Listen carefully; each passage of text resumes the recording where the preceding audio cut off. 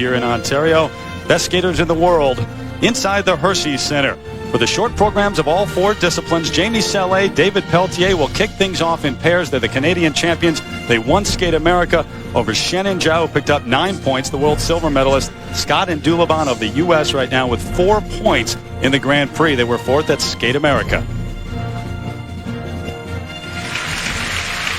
Along with Peter Carruthers, I'm Terry Gannon. Susie Wynn will be along a little bit later on as you look at the hometown favorites, the Canadian champion Salé, Pelletier, the sensations of last season up until the World Championships where they placed fourth, coming off a win, as I said, at Skate America. Just listen to the crowd throughout their performance.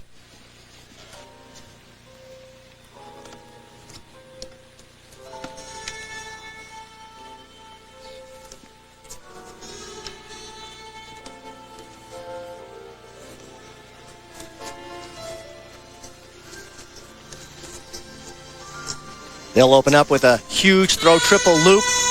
Perfect.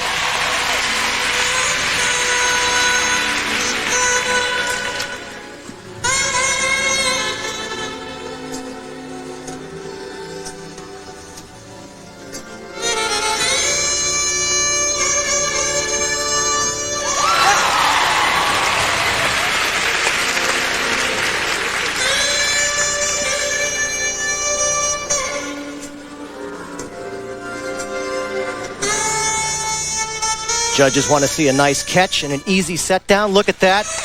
Great.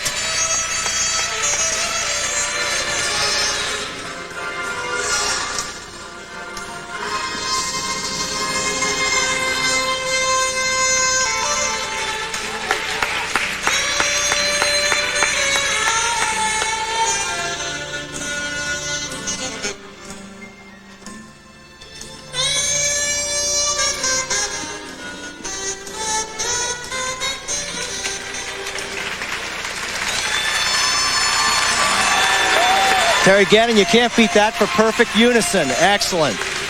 They love to skate here in Canada. Legendary performance at the Canadian National Championships last season. 5 of the 7 judges gave them perfect 6s for presentation.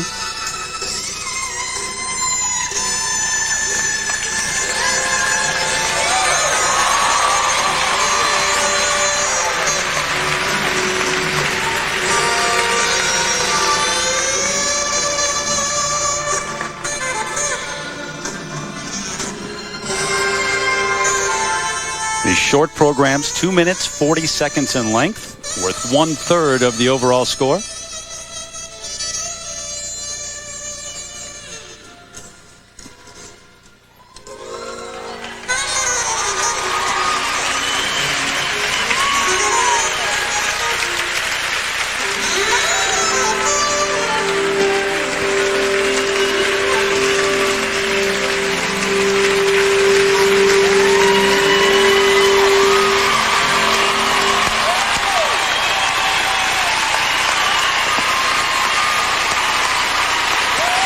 Man, I tell you, Terry, at the top you said a deep field, and what a way to kick things off here. What made that performance so brilliant is the fact that it was so athletic, yet so subtle in the way they displayed their presentation throughout. Just extraordinary. Standing ovation here in the Hershey Center. Canadian crowd loves this pair. Got through the 8 required elements, and not many have the energy, the dynamic, and the romance, too, that they have with the audience. This is a unique pair, Salé and Pelletier. Such a graceful team, but athletic to say the least. Look at the height and the great landing she has. A strong back, strong legs required. They followed through with great single skills. Here are the side-by-side triple toe loops. No doubt. Good scores coming up. The only question mark coming into the season, David's bad back, which kept him out of the 99 World Championships. They don't want to talk about it. They don't want any excuses. The first set of marks, required elements, 5.7s and 5.8s, Peter. Well, I said good scores coming up, but 5.7s, I thought they were better than that, but remember, they're skating first, so the judges hold the marks for the skaters to come. Somewhat of a disadvantage there. Still very high, though, for presentation. All 5.8s for Jamie Salé and David Pelletier. And hi again, everybody. I'm Terry Gannon. We will see all four of the world champions tonight here in Canada, including in just a few moments Petrova and Tikhonov in pairs. And then a little bit later on, it's Michelle Kwan, the three-time world champion, leading the ladies out onto the ice after her win at Skate America. Now a major test for her as she takes on the world silver medalist Irina Slutskaya of Russia. In the men's competition, another three-time world champion, this one from Russia, Alexei Yagudin, tries to get back on his winning ways against the five-time U.S. champion Todd Eldredge, and Anasina and Pézera of France kick off their season in the original dance. Now, this is the second of 6 events in the ISU Grand Prix of figure skating, and here's how it works. Skaters can compete up to 3 times in the series, but only 2 of those count in the standings. At the end of the series, the top 6 then move on to the Grand Prix final in Tokyo in mid-February, and we'll be there every step of the way all around the globe. Over 92 hours of coverage in all here on ESPN, Lifetime, and over on ABC Sports. That's a lot of television, Peter. I'll tell you what. We turn our attention to you now. And there's a phrase that you're going to hear all year long in terms of the pairs. Deep field. It certainly applies here. To say the least. World champions Petrova and Tikhonov were really the most consistent pair team on the Grand Prix last year. They won all 3 Grand Prix. They have a lot of refinement and speed in their skating, and that certainly bodes well in the judges' eyes. But this is an important time for countrymen Berezhnaya and Suguri also, because this is their first competition of the season after sitting out last year's World Championships. It was determined at the European Championships earlier last season that Elena Berezhnaya tested positive to a banned substance. They were suspended. That suspension is over. They're back in the thick of things now, and now it's about them regaining their form and their image here at Skate Canada. Alona Savchenko and Stanislav Morozov. Every one of the 8 required elements must be performed, or, of course, there are deductions. Stepping onto the ice, the current junior world champions from Ukraine, Alona Savchenko and Stanislav Morozov. Last season was their first on the senior international circuit.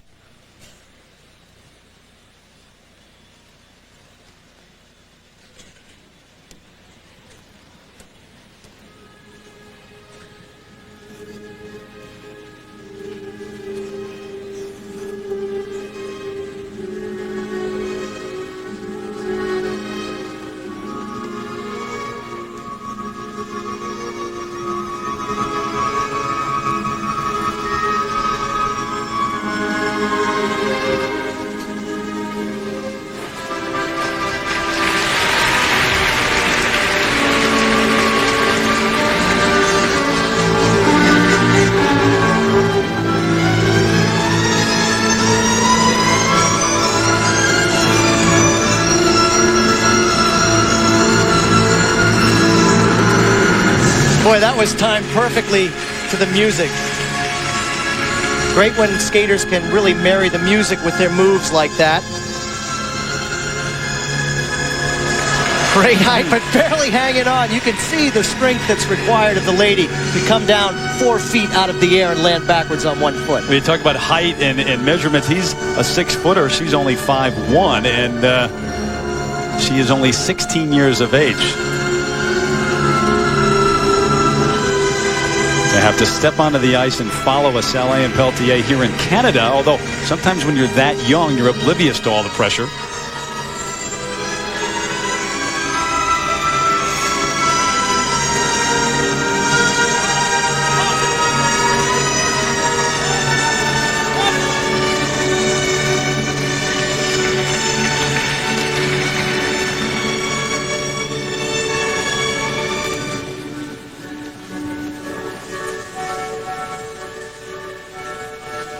Stanislav Morozov, originally from Ekaterinburg, Russia, and Alona is from Kiev, where they live and train and have to deal with some poor training conditions there, as all skaters from Ukraine have had to do. And still they produce such good skating. Victor Petrenko and Oksana Bayul.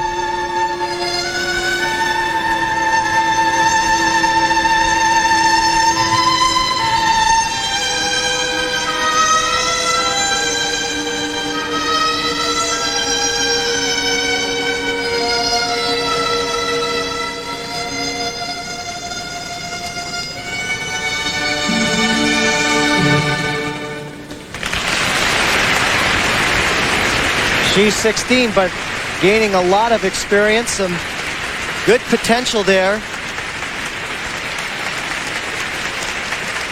Well, no Ukrainian pair has ever won a medal at the Europeans, the Worlds, or the Olympics. They would love to become the first. Alyona Savchenko and Stanislav Morozov.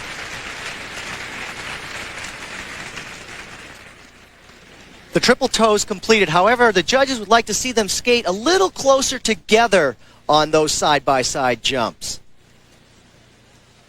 And again, I'm just overwhelmed by the tremendous height and the distance she covers. You can see she just doesn't check out. That means stop the rotation in time to have a real smooth landing.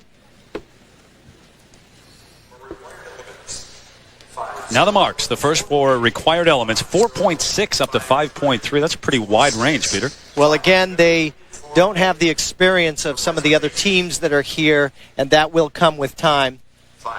And now the second set for presentation, 4.8 up to 5.3. A little bit better. The pair short program continues here at Skate Canada with the reigning world champions from Russia about to kick off their season. Maria Petrova and Alexei Tikhonov. Coming off an incredible season.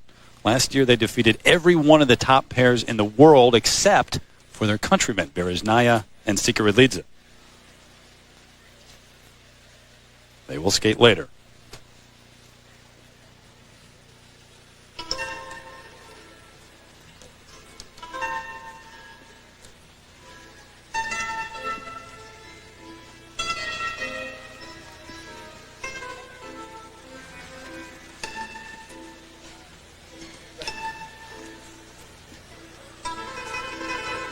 First of the 8 required elements, the side-by-side triple toe loops. Sometimes she's unstable.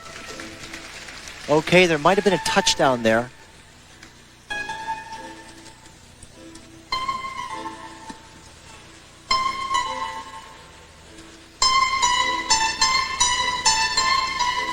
Watch the height they get on this. And again, could have been a little bit smoother on the landing. That is the way he catches her and sets her down. Remember, in the Grand Prix Series, you can skate up to 3 times. 2 of those are designated as scoring competitions. This is a non-scoring event for Petrova and Tikhonov.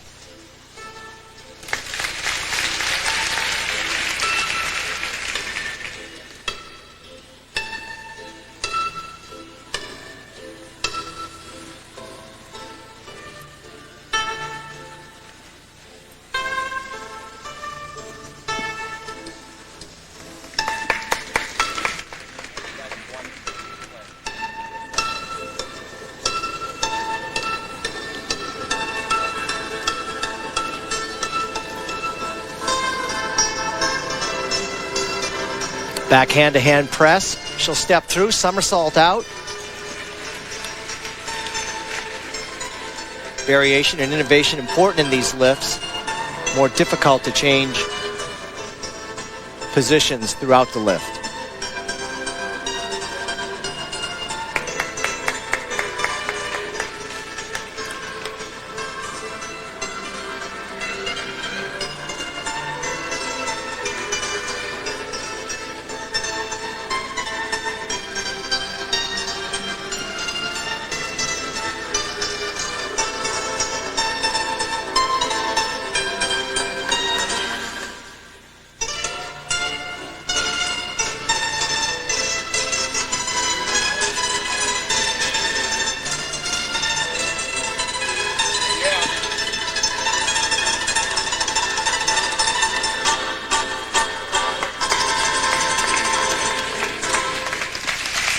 It was a good performance. However, at the top, I talked about how fast they skate. They didn't look as fast as I usually see them skate. So I'm questioning whether or not they really captured the energy that it's going to take to overtake the Canadians in this short program. Might not be fair because they're skating a road game, if you will. They're in with the Canadian audience here. Saleh and Peltier in the lead. They're not going to get the great ovation and the great energy in this building from them. Certainly an appreciative one from the crowd. But Petrova and Tikhonov, their first official performance of the season.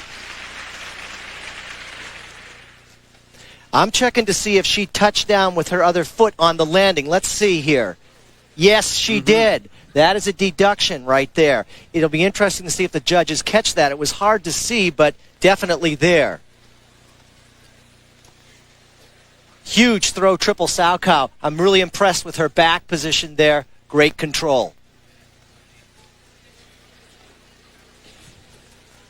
You can see how close the feet are. You don't want a lot of separation because you can throw your partner off balance if there's too much distance between you. Look at this. Great control and no ice flying up, meaning she's landing on the right part of the blade. Boy, how precise is this sport? Quarter of an inch, the blade. You're talking about landing on a particular side of it, huh? Well, yeah, you can see here, though, not even close to the Canadians with the mistakes. And, again, the overall performance not near Salé and Peltier. Presentation marks as well, 5.6 to 5.8. So they're in second place behind the Canadian champion. Welcome back, everyone, to Skate Canada. Salé Peltier in the lead over the reigning world champs, Petrova and Tikhonov, as the Americans take the ice. Laura Handy, Jonathan Hunt. They've only been together for some 6 months now. You may remember the story of Laura Handy and Paul Binnebose. Binnebose last season fractured his skull in practice. Doctors feared for his life. He's doing well. He's recovered almost all of his motor skills, but Laura has now teamed up with Jonathan. They won their only competition together a few weeks ago at the Vienna Cup.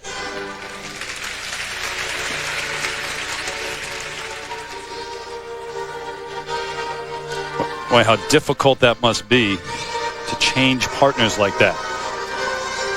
It really is, and that enters the conversation of unison and timing. You just have to put a lot of hours in on the ice with your partner to get that sense of timing, to have great unison.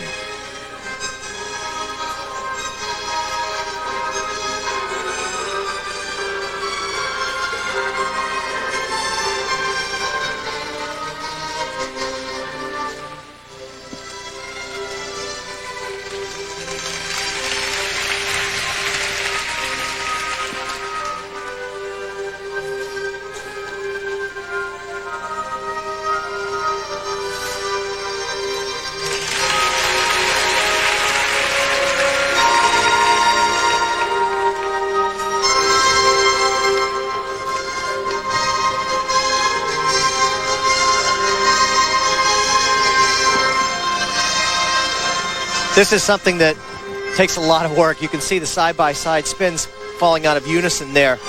Hours of just doing it over and over. One person counts, the other one listens, and you spot your partner in the spin to get them exactly on. In fact, when you're near the ice during a competition, you can actually hear them counting on the ice.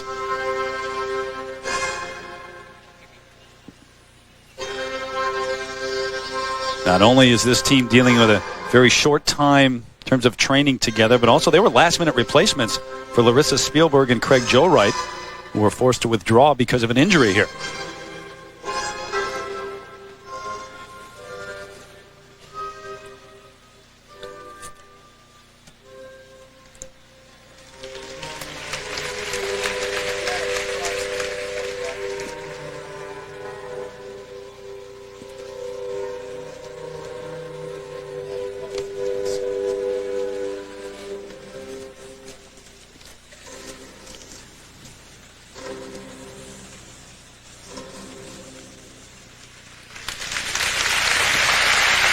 They're going to want to work on increasing their speed and going back to the unison factor. With time, they'll become more familiar with their movement on the ice together, and it will just look a lot better. But a good start for this team. And you have to be impressed by their composure and the poise that they've shown here. This major competition. Laura Handy, a former U.S. bronze medalist with Paul Binnebose, along with her partner now, Jonathan Hunt. Getting back to the unison. You can see they're okay here, but the more you get into the spin, if you're not exactly right with your partner, this is what happens. They're starting to come out of unison right now, and the judges see that, and that's an opportunity for a deduction right there. And now the marks for required elements for the Americans. There they are. And certainly not at the level that you would see with a high world-class team. But again, they're developing their skating. And the presentation marks, too. So Laura Handy, Jonathan Hunt, their appearance here, they're in fifth here in the short program so far. Well, so far, Saleh, Peltier of Canada have set a very high standard that Petrova and Tikhonov have not been able to match. Remember, Berezhnaya, Sigurodlidze still to come, but here are the 5-time champions of Poland, Dorota Zagorska, Mariusz Shudek. They finished 5th in the world last season.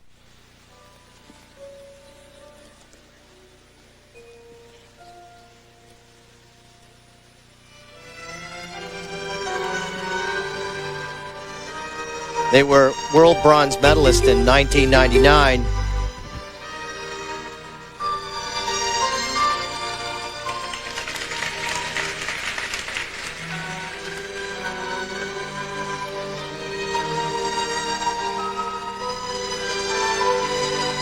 No, she really started to tilt in the air, got distracted, and had a pretty hard fall. 0.3 of a point deduction right there. Not the way you want to start. Nope.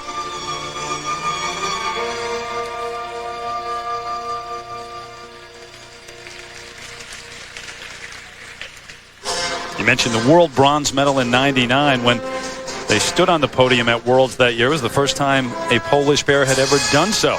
A disappointing season last year, though. I mentioned that 5th place finish at the Worlds, but also very inconsistent throughout the Grand Prix last season. And things not going well here at all. 2 big falls. Just a bad day.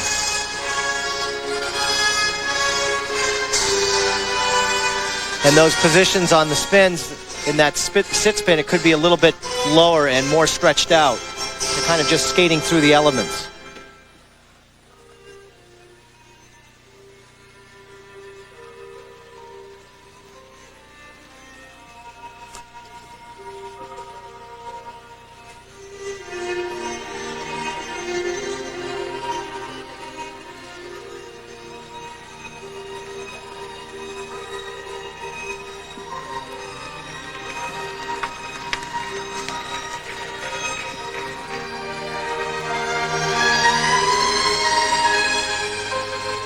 But this is a great lift. Watch him turn in one direction. He'll stop and now turn in the other direction. That's really hard to do. Very impressive.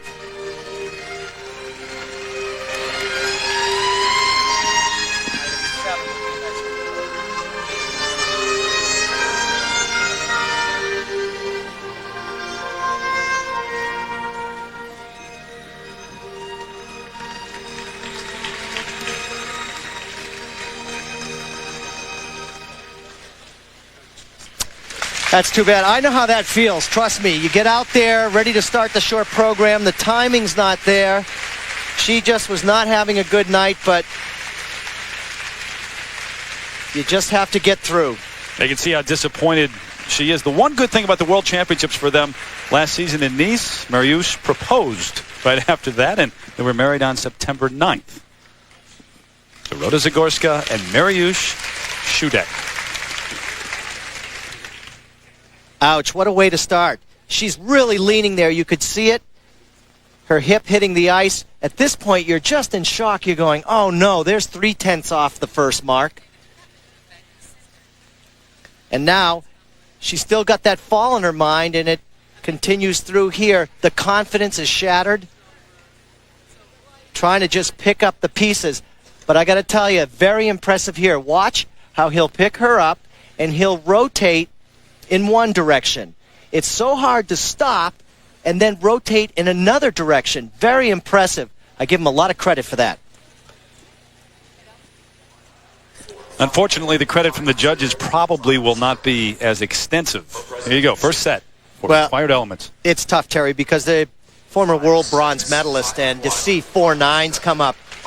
And now the second set, Peter, for presentation, 5.1 to 5.7. So Zagorska and Shudek all the way down in 4th place at this point. Welcome back to Skate Canada. 1 pair left here in the short program as it's Saleh and Peltier leading Petrova and Tikhonov so far. But here are the 2-time world champions from Russia trying to get that title back this season. Elena Berezhnaya and Anton Sigurodlidze.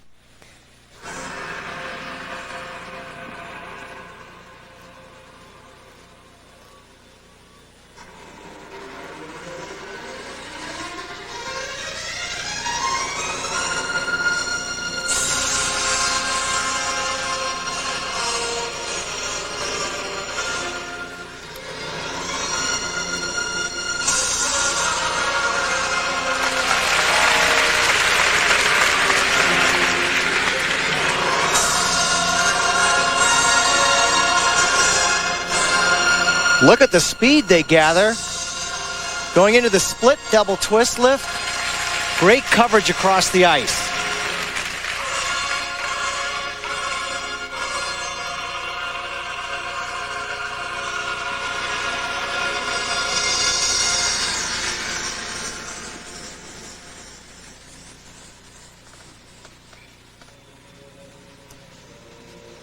To be competitive, they really need this. Throw triple loop.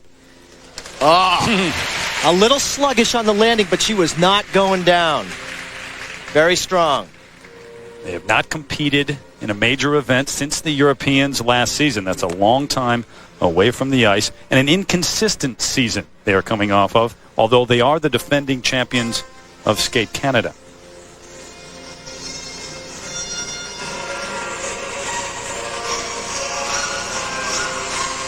But even that win, you may remember, visible arguments on the ice, a lot of distractions.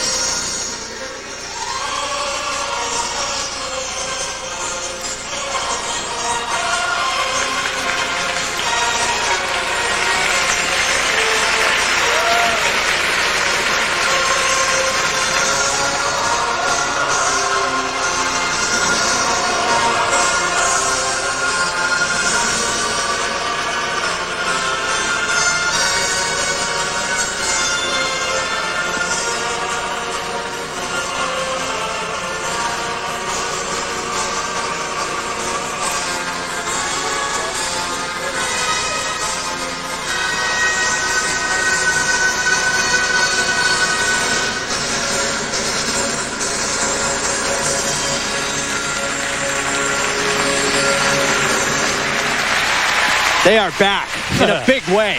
Wow. Super impressive. They just have tremendous command of the ice. Plain and simple.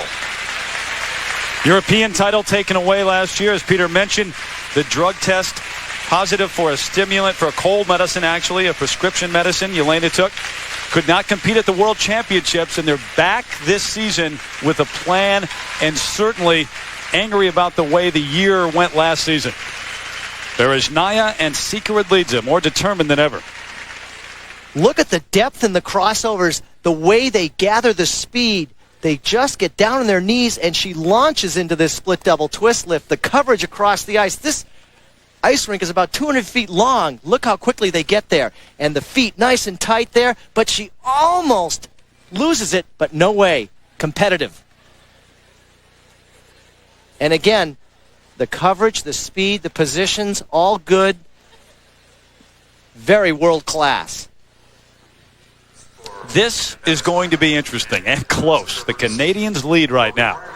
But here's the first set of marks, and look at those. All 5.8s except for one 5.7. But you know, Terry, as good as the Canadians were in their performance, the Russians still bring forth such power and energy that it can't be denied. Presentation marks extremely high as well. 5.7 up to 5.9s. And guess what? The two-time world champs, they're back in the lead in their first official competition of the season. Berezhnaya, Siguridlidze over Saleh and Peltier.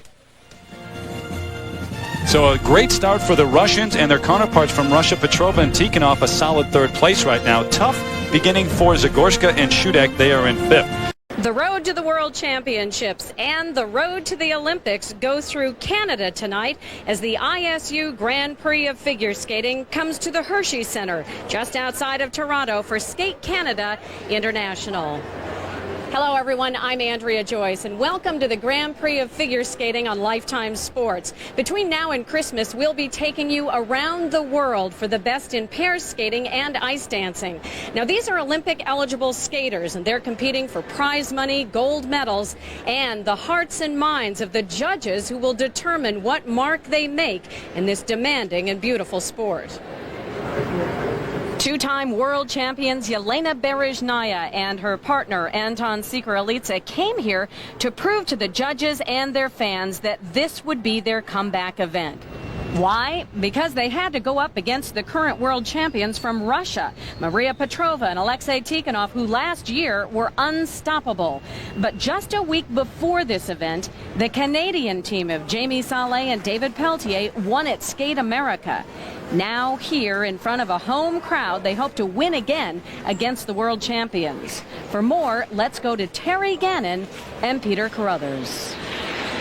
All right, Andrea, thank you very much. Jamie Salé, David Peltier at home in Canada, trying to win for the second time already on this young season. What are their chances, Peter? You've got Berezhnaya, Sikoridlidze, the two-time world champions, and the reigning world champs, Petrova and Tikhonov. Well, Berezhnaya and Sikoridlidze look solid going into the free program. Their style and speed is just terrific, and they cover the ice better than any team in the world today, but that can crumble quickly if they start to make mistakes, and they're being closely chased by Canadian Salé and Peltier, who have exquisite choreography within the body of their program. But it's going to be this home country advantage that they have, and I'm going to predict that they win tonight because they're going to push them through. Canadians will finish on top. Okay, You got it. It'll be fun to watch. In fact, it already has been very fun to watch. Last night, the short programs already took place here at Skate Canada. Salé and Peltier took the ice to a very warm reception, to say the least, from this Canadian crowd.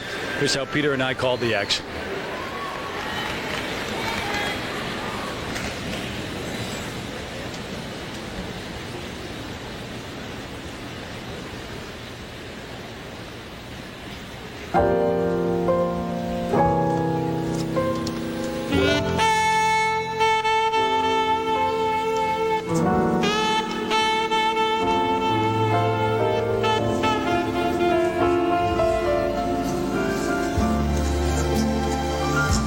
They'll open up with a huge throw triple loop. Perfect.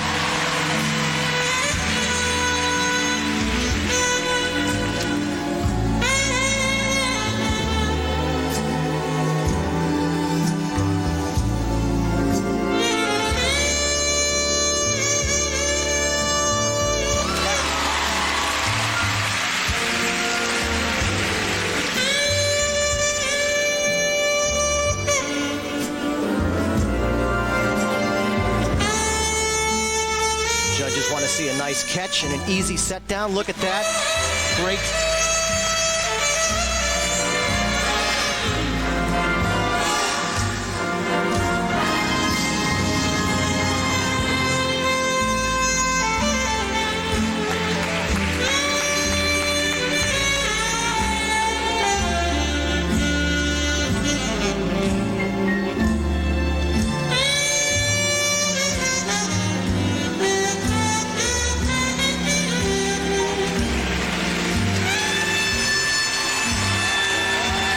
Again, and you can't beat that for perfect unison. Excellent. They love to skate here in Canada.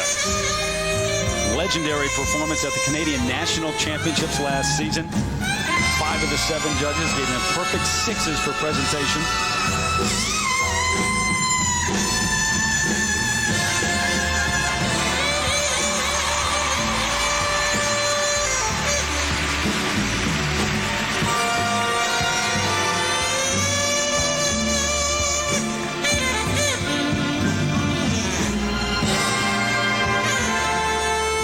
Programs 2 minutes 40 seconds in length, with 1/3 of the overall score.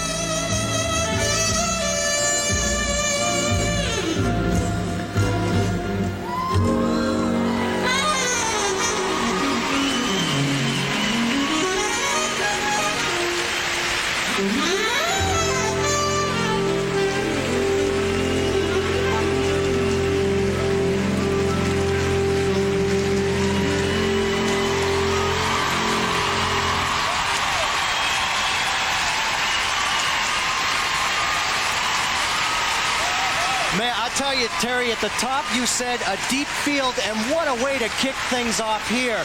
What made that performance so brilliant is the fact that it was so athletic, yet so subtle in the way they displayed their presentation throughout. Just extraordinary. Standing ovation here in the Hershey Center. Canadian crowd loves this pair. Got through the 8 required elements, and not many have the energy, the dynamic, yeah, and the romance, too, that they have with the audience. This is a unique pair, Salé and Peltier.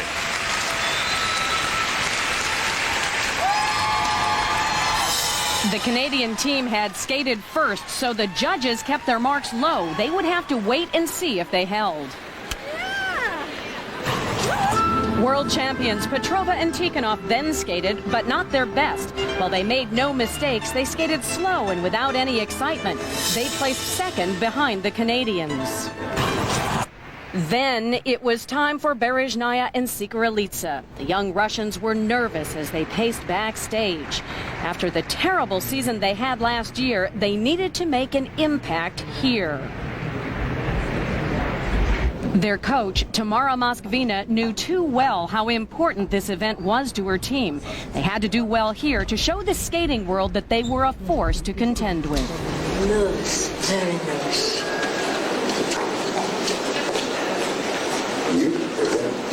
No, me. Somebody should be nervous, either public or judges or coach. So I take it on me. But I feel that I can manage my pulse. And it's probably 15 per 10 seconds, maybe 40.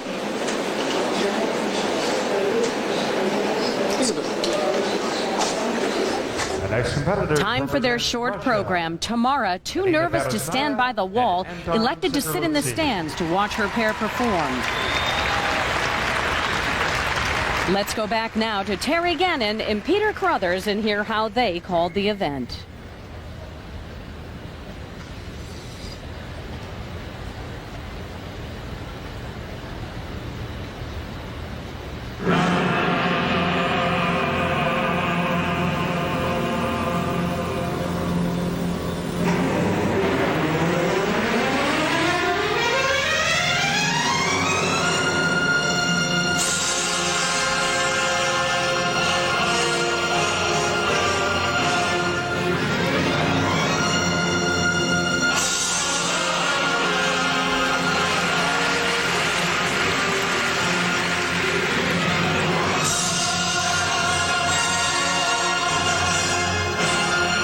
Look at the speed they gather. Going into the split double twist lift. Great coverage across the ice.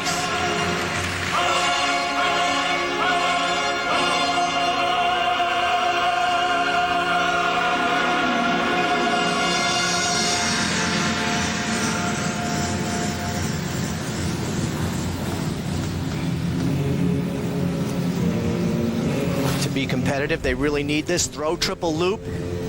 Oh, a little sluggish on the landing, but she was not going down.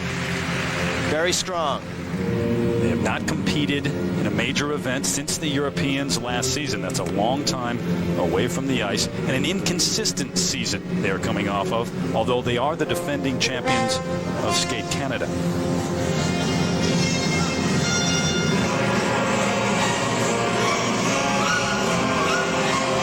But even that win, you may remember, visible arguments on the ice, a lot of distractions.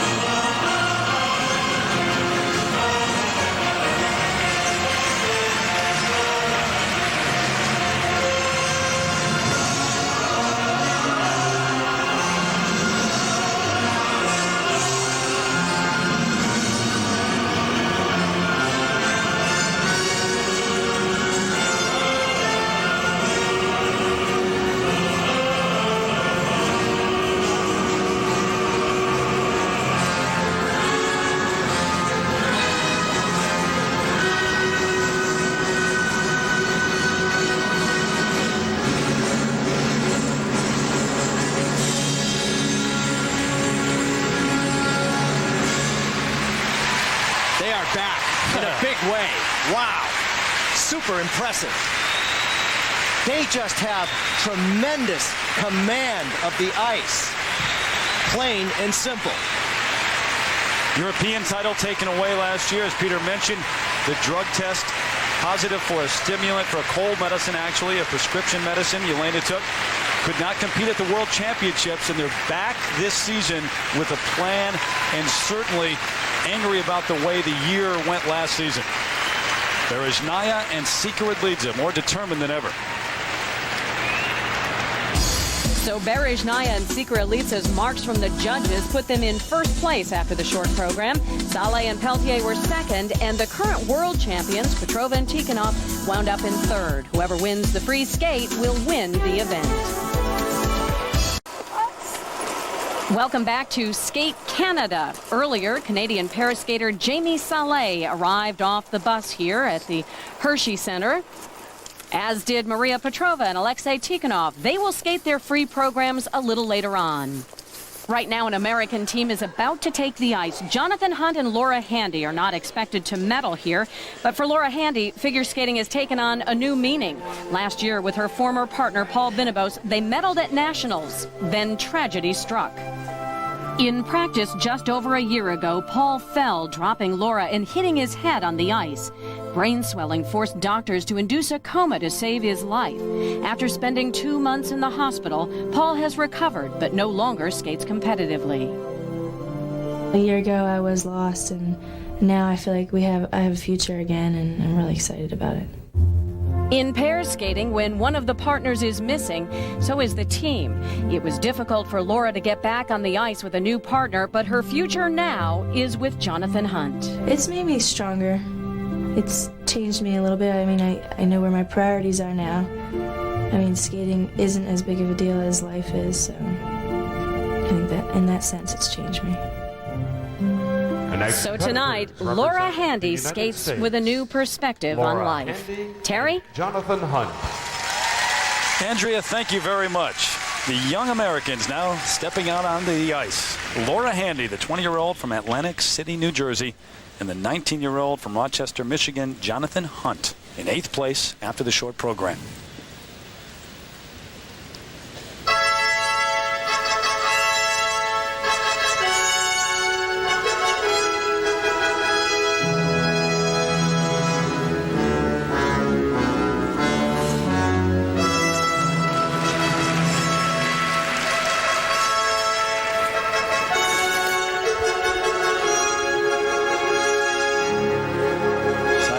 Double axles.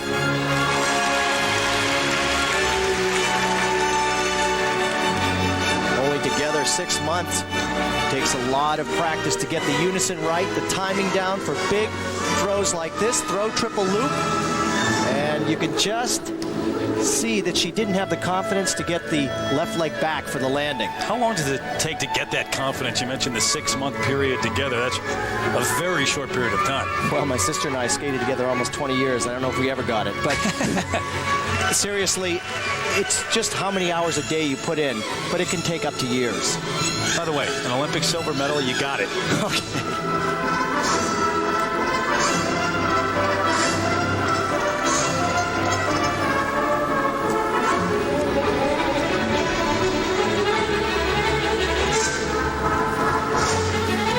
You can see quite a bit of separation on those side-by-side jumps, and there's just not the comfort level that needs to be there to be successful just yet.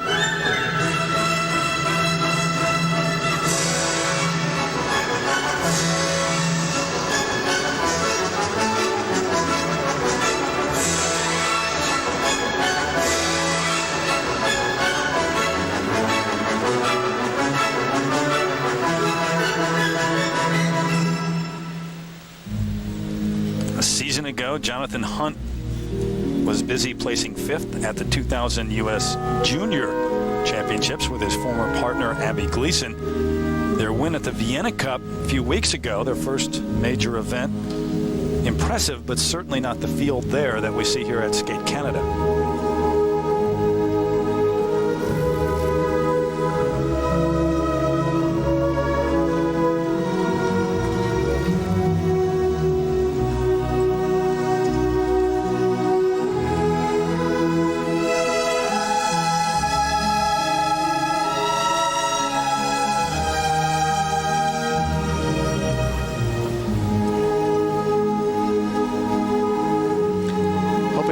timing back. He doesn't want to throw her too early.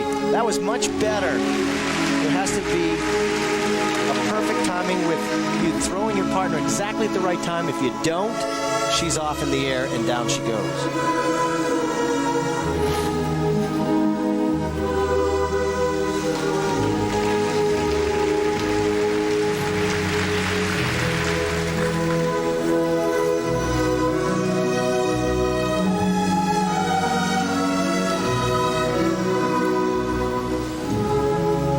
Dangerous fall that Laura Handy experienced with her former partner Paul Binabos had a lot of people talking last season about helmets perhaps being worn by pair skaters, at the very least throughout the practices at competitions. What are your thoughts on that? When we were kids, we actually used the helmets, but I don't know that I believe in that because accidents will happen, unfortunately, and it's just part of the sport.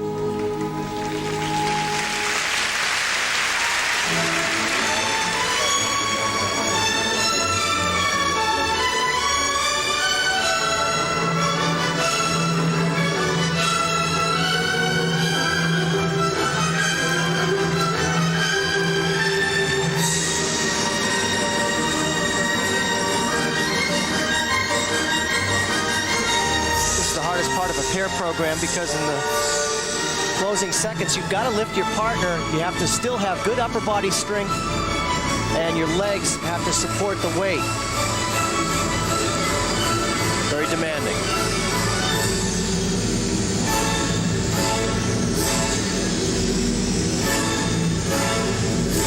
They'll finish up with a backward outside death spiral, but for only being together for 6 months, pretty good. Laura Handy and Jonathan Hunt, their first major test against an elite field here at Skate Canada. Well, the top contenders are still to come, including Jamie Salé and David Peltier of Canada, taking on the current world champs, Petrova and Tikhonov, and the two-time world gold medalist from Russia, Berezhnaya and Sikoridlidze, as we continue here on Lifetime Sports. The marks for Handy and Hunt were not enough to move them up in the standings. Here's the Canadian pair team, Jamie Salé and David Peltier, warming up for their free skate. Just last week, they won their second straight title at Skate America. They are a team to watch going into the Olympics. First time I grabbed her and I knew it was going to be good. I look at him, he takes my hand, and it's just like, it's like paradise. It's unbelievable. In the 2 short years that Jamie Salé and David Peltier have been partners, they have risen quickly through the ranks to become one of amateur skating's newest Olympic hopefuls. For balance off the ice, they turn to the martial art of Tai Chi. Tai Chi brings us balance, brings us concentration. Everything is balance in life. We work very well together because we are very similar, but yet we're very different. And our coach struggles at times too to kind of balance us out. But I think that is what's eventually going to give us a lot of success.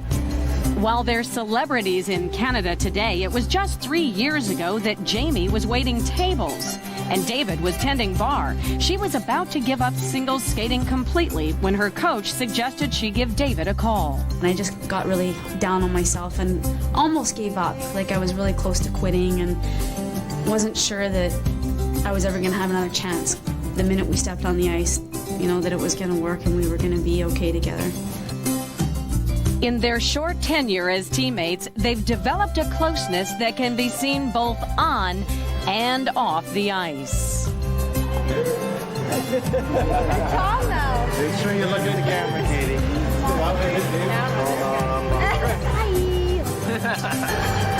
These stars from the North hope that bond can push them to their ultimate goal. The only limit that we have is the one we put in our life. We don't have any limits. And if that brings us 3rd Olympics, 2nd, 4th, 5th, that's great. I don't mind, as long as we push it to the limit. The crowd here in Canada will no doubt be pushing this couple. Later tonight, they will be the first team on the ice in the last group. So the standings heading into the free skate, Berezhnaya and Sikralitsa in first, followed by Saleh and Peltier. In third, the world champions from Russia, Petrova and Tikhonov. Time now to send it back over to Terry Gannon and Peter Carruthers. And Mariusz Swidek. Thank you, Andrea.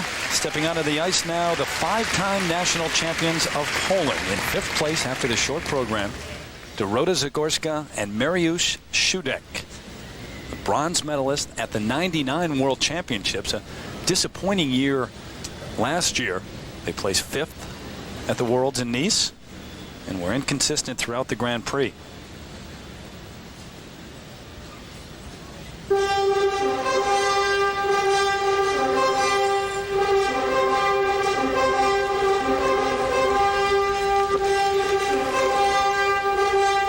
Terry, they really need a good performance here at Skate Canada to prove once again that they can be contenders for the podium. Opening side-by-side triple toe loops. Strong start.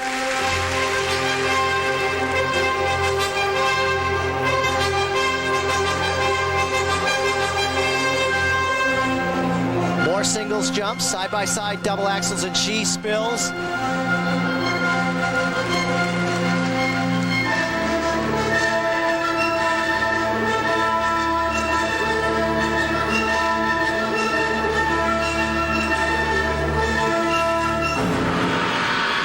Right back on track. Nice split triple twist lift.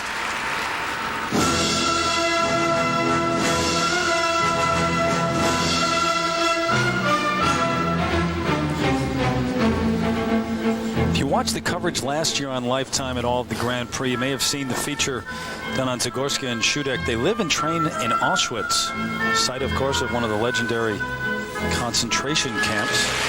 And they talked and still do openly about how that has affected them throughout their lives and in their skating. I guess there's no way it couldn't affect you.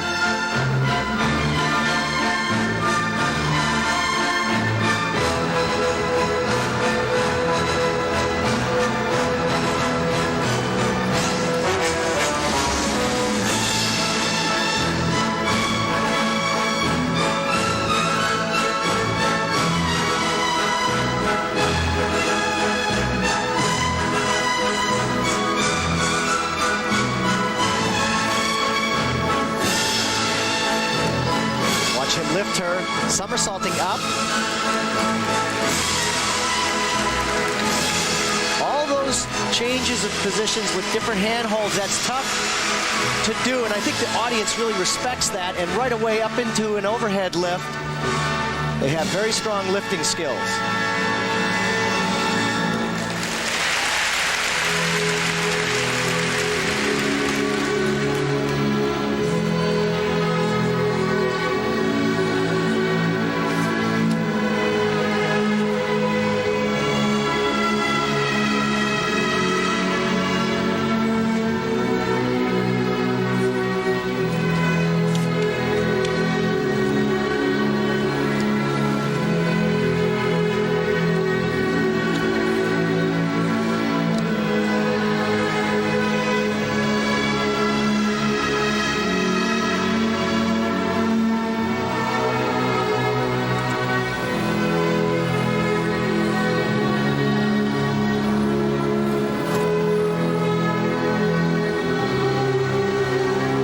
So important. Throw triple sow cow, very nice. They seem to be improving as the performance goes on.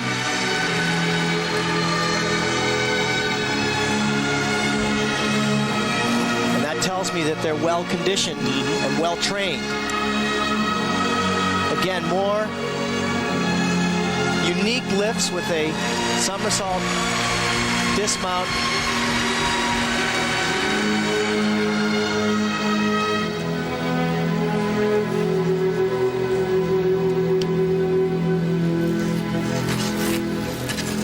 Spread eagle right there, holding that position, hard to do.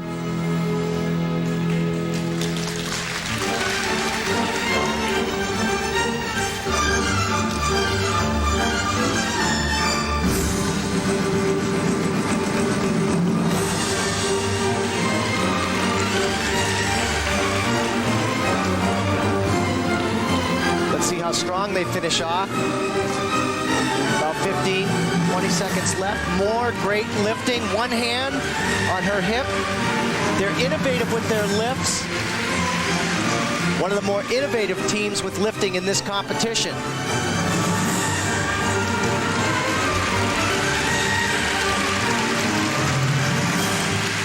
You can see why they were world bronze medalists in 1999.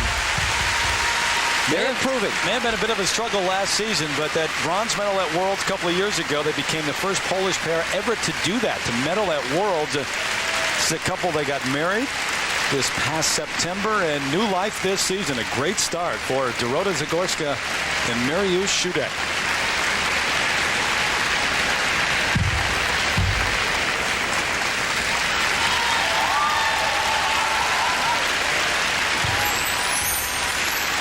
Not only do you have to be athletic with throws and lifts, but you have to be a strong single skater also. Here, side-by-side double axles. She goes down, but she was able to put this mistake behind her for the most part for the rest of the program.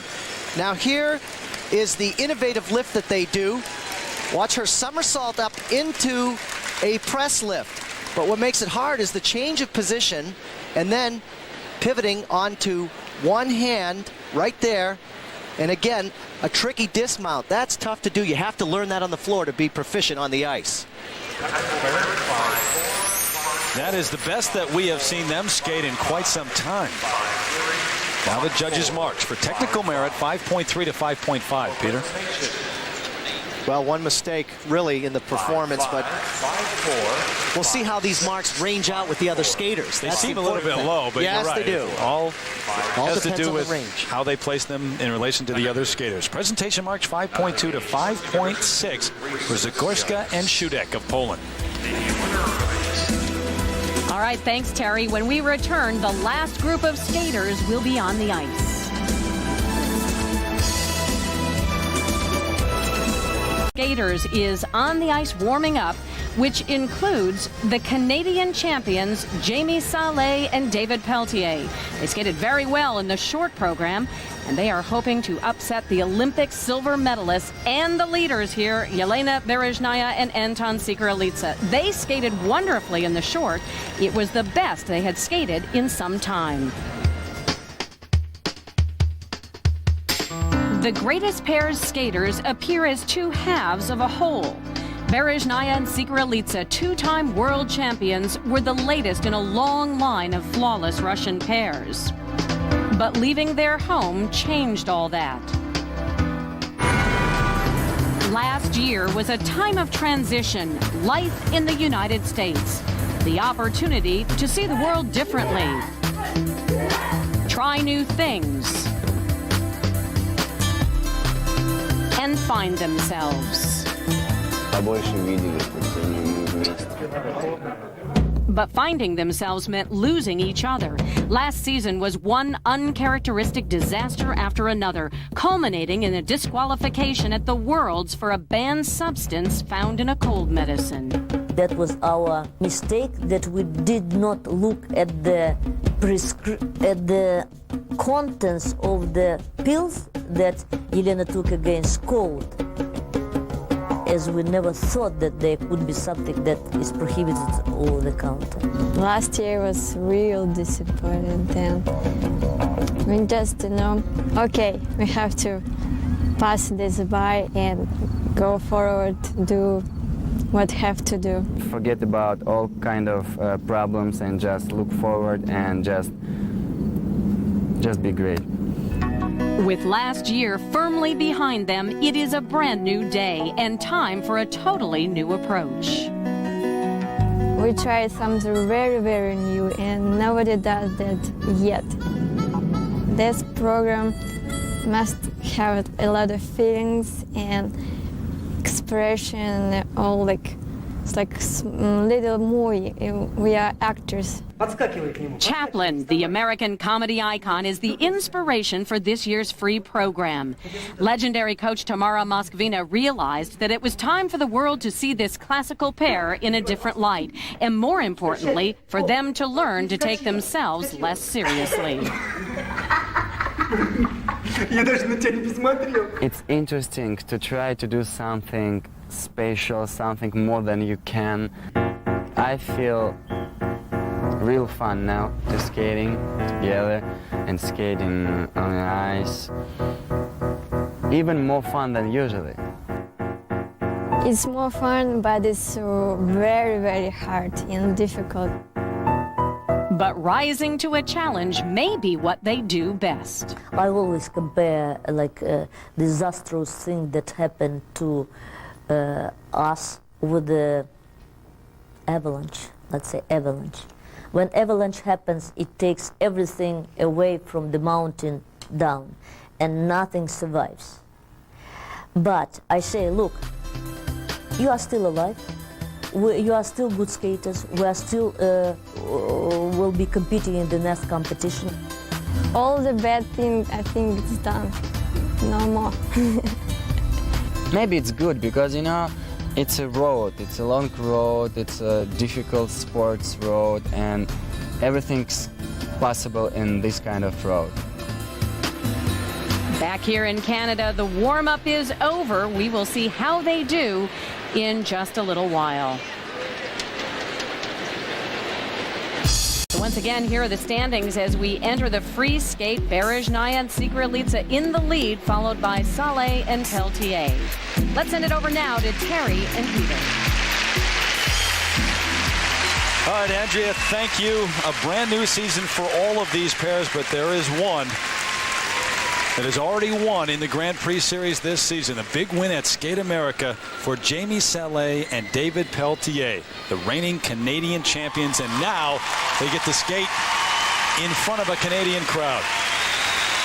This would be a huge victory for them over the two-time world champions Berezhnaya and Sigralitsa and the reigning world champs Petrova and Tikhonov.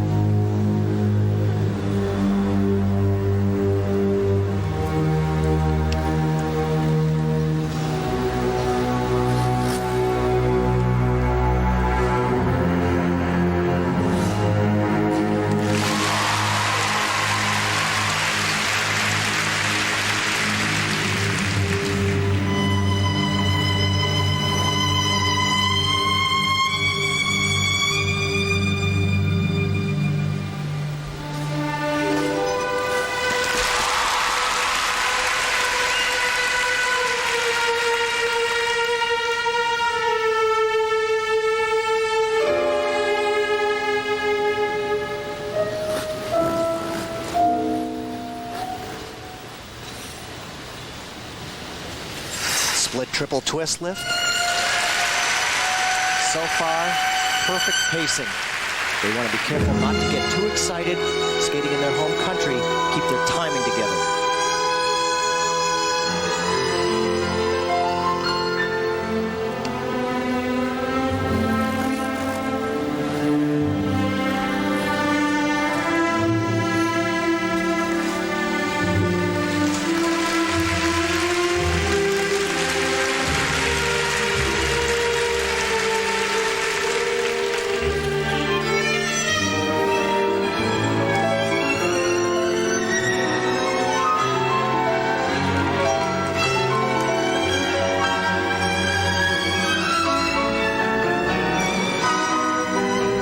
Triple sow cow.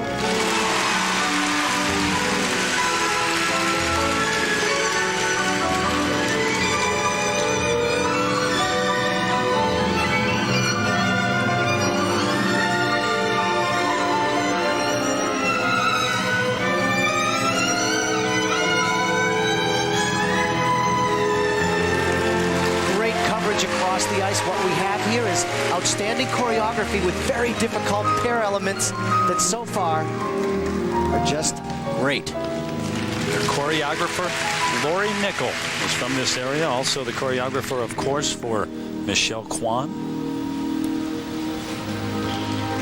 This is a team that loves to skate up here in Canada. Sometimes in front of a home crowd, you can become too aggressive, try to do things you're not capable of. But back at the Canadian Nationals which they won. It was an incredible performance. In fact, the 84 World Pairs champion Barb Underhill said she had never seen a connection with the crowd like it before.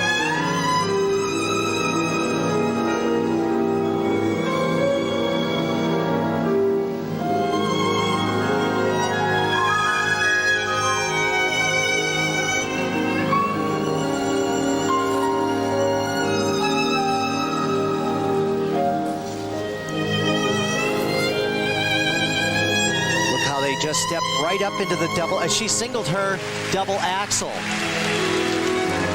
They were looking for side-by-side doubles.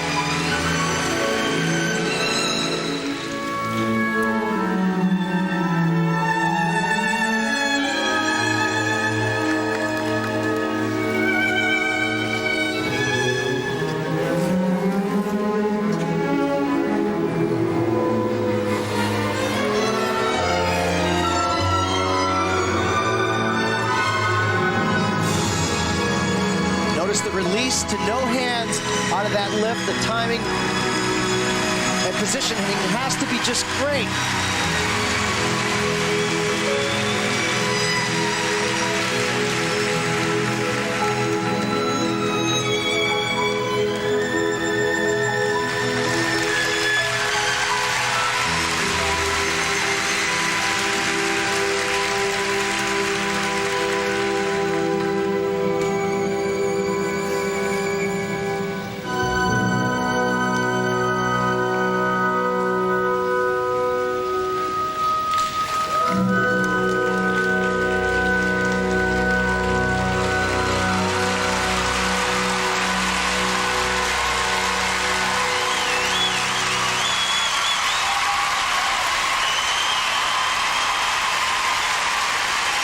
Okay, what I cannot believe is 4 minutes and 30 seconds just went by, and I wanted to watch another 4 minutes.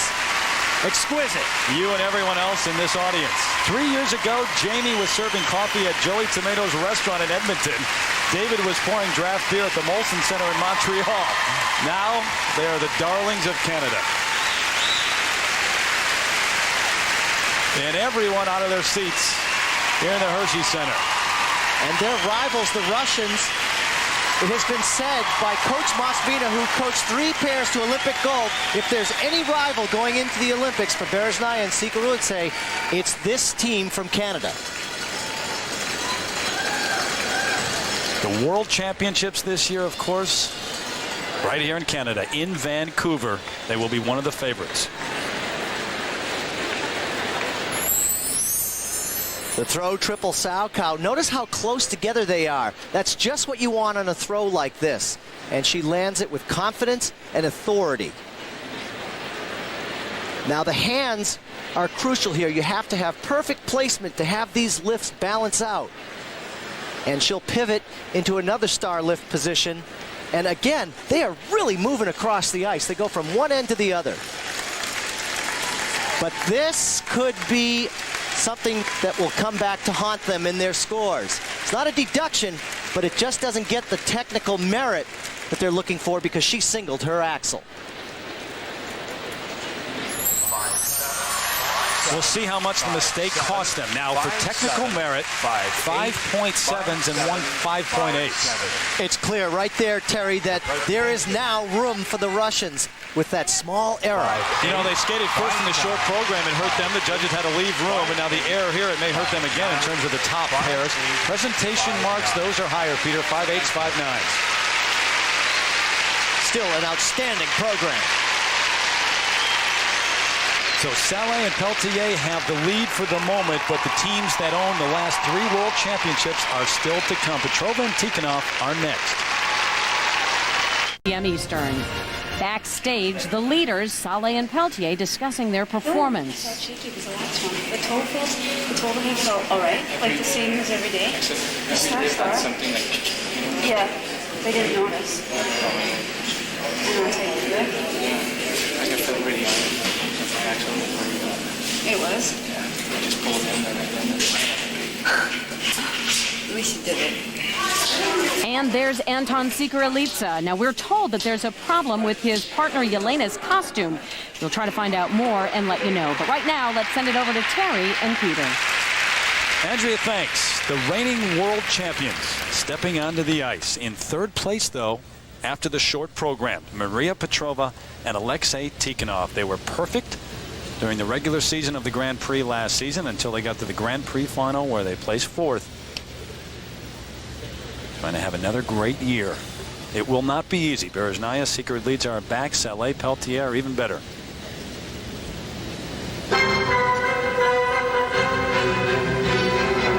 They were a little slow in the short program. They want to increase their speed here.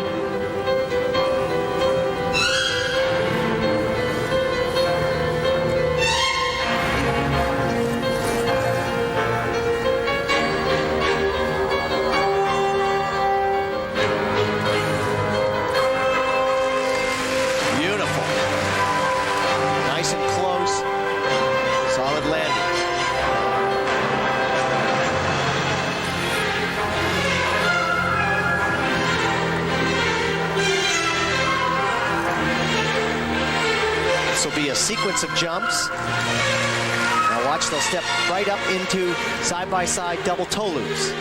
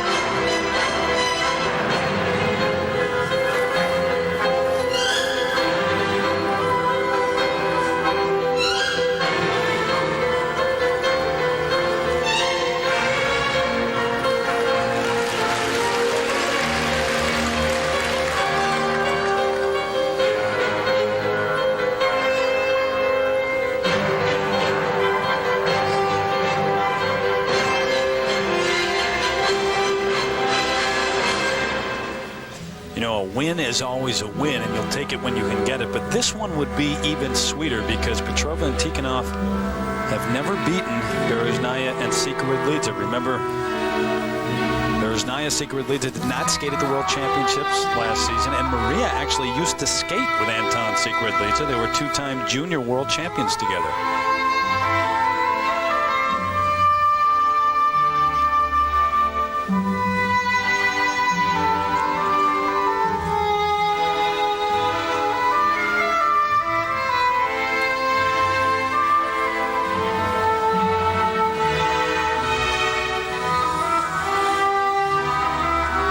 Very strong with the lifts that they do. And look, he goes into a spread eagle. That's so hard to hold because his hips are turned out. Tremendous strength.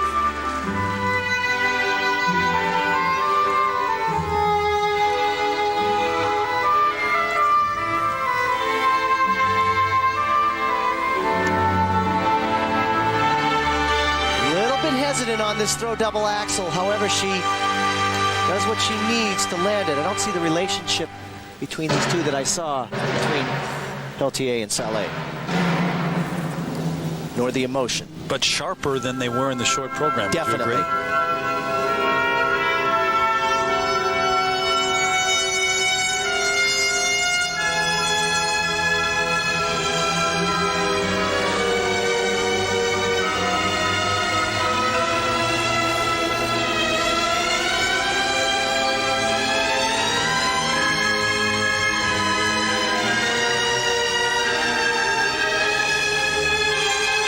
Uniqueness and wonderful exits that they have out of their lift. Always pushing the envelope for innovation. Be a little different than the next team or the team before you.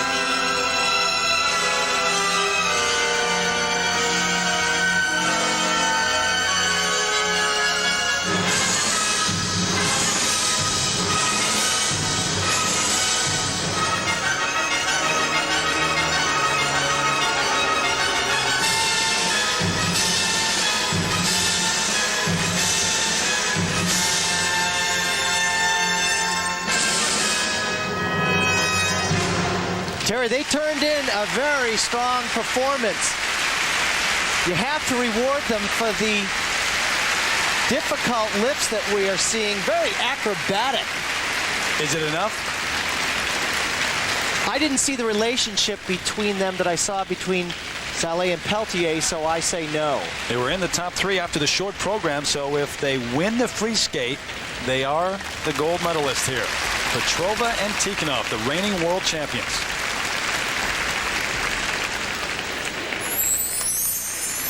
Nice and close on these side-by-side triple toe loops. Remember, I said it's difficult to do this, and they do it very well.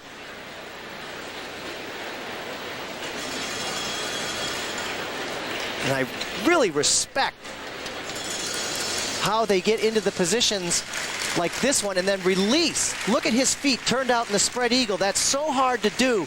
That's going to weigh in heavily on the judges.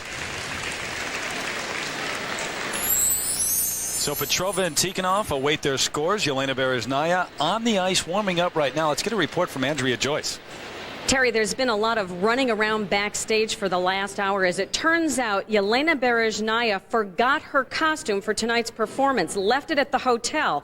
I just spoke to her coach, Tamara Moskvina, a few moments ago. She sent someone back to the hotel to retrieve the dress. It got here about 20 minutes ago. But as Tamara told me, if Yelena didn't have the dress, she would have skated in a bikini. We'll find out if any of this affects their nerves in this performance. All right, Andrea, that's been the only problem for Yelena this week. Ever forget your costume? Actually, no, I can say that I did not. All right, now the marks. Technical merit, 5.5 up to 5.7. Well, right here, 5.6, 5.5, 5.6, only up to 5.7. So the presentation marks and Petrova and Tikhonov in the second place. All 7 judges put them in second behind Saleh and Peltier. So the Canadians lead over the reigning world champions right now. Zagorska and Shudek of Poland in third, and it comes down to the leaders after the short program. Yelena Bereznaya, Anton Sikoridlitsa. You heard about their problems last season already. This is a brand new year.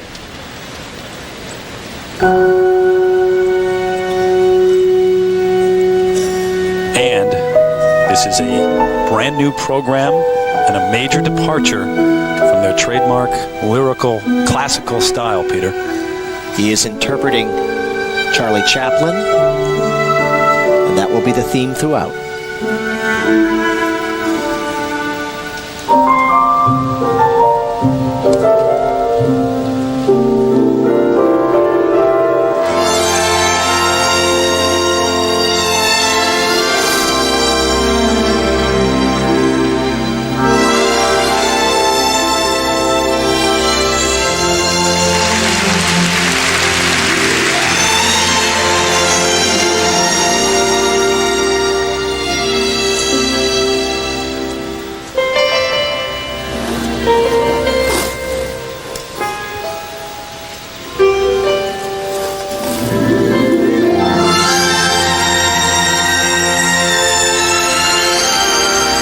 Getting a little bit crooked in the air, but determined to land it. He did.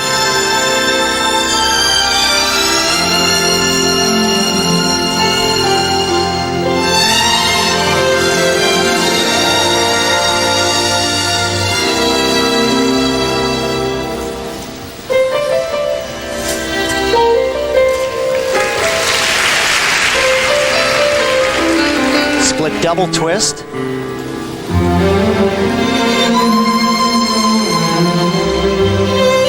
Typically, a pair of this class would do a triple instead of a double.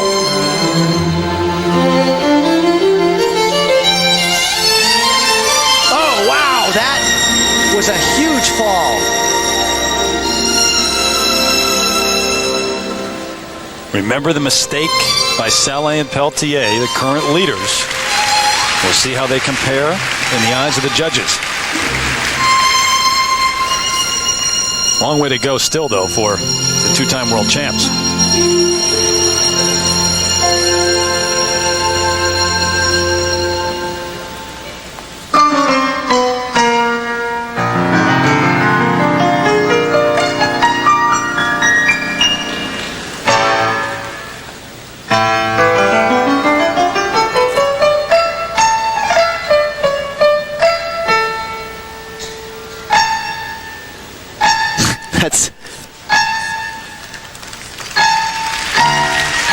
wonderfully character-driven.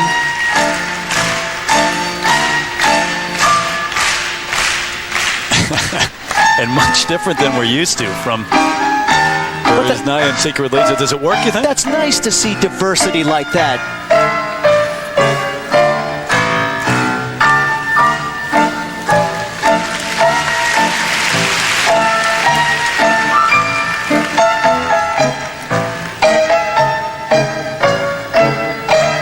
Don't forget how hard she just fell, too.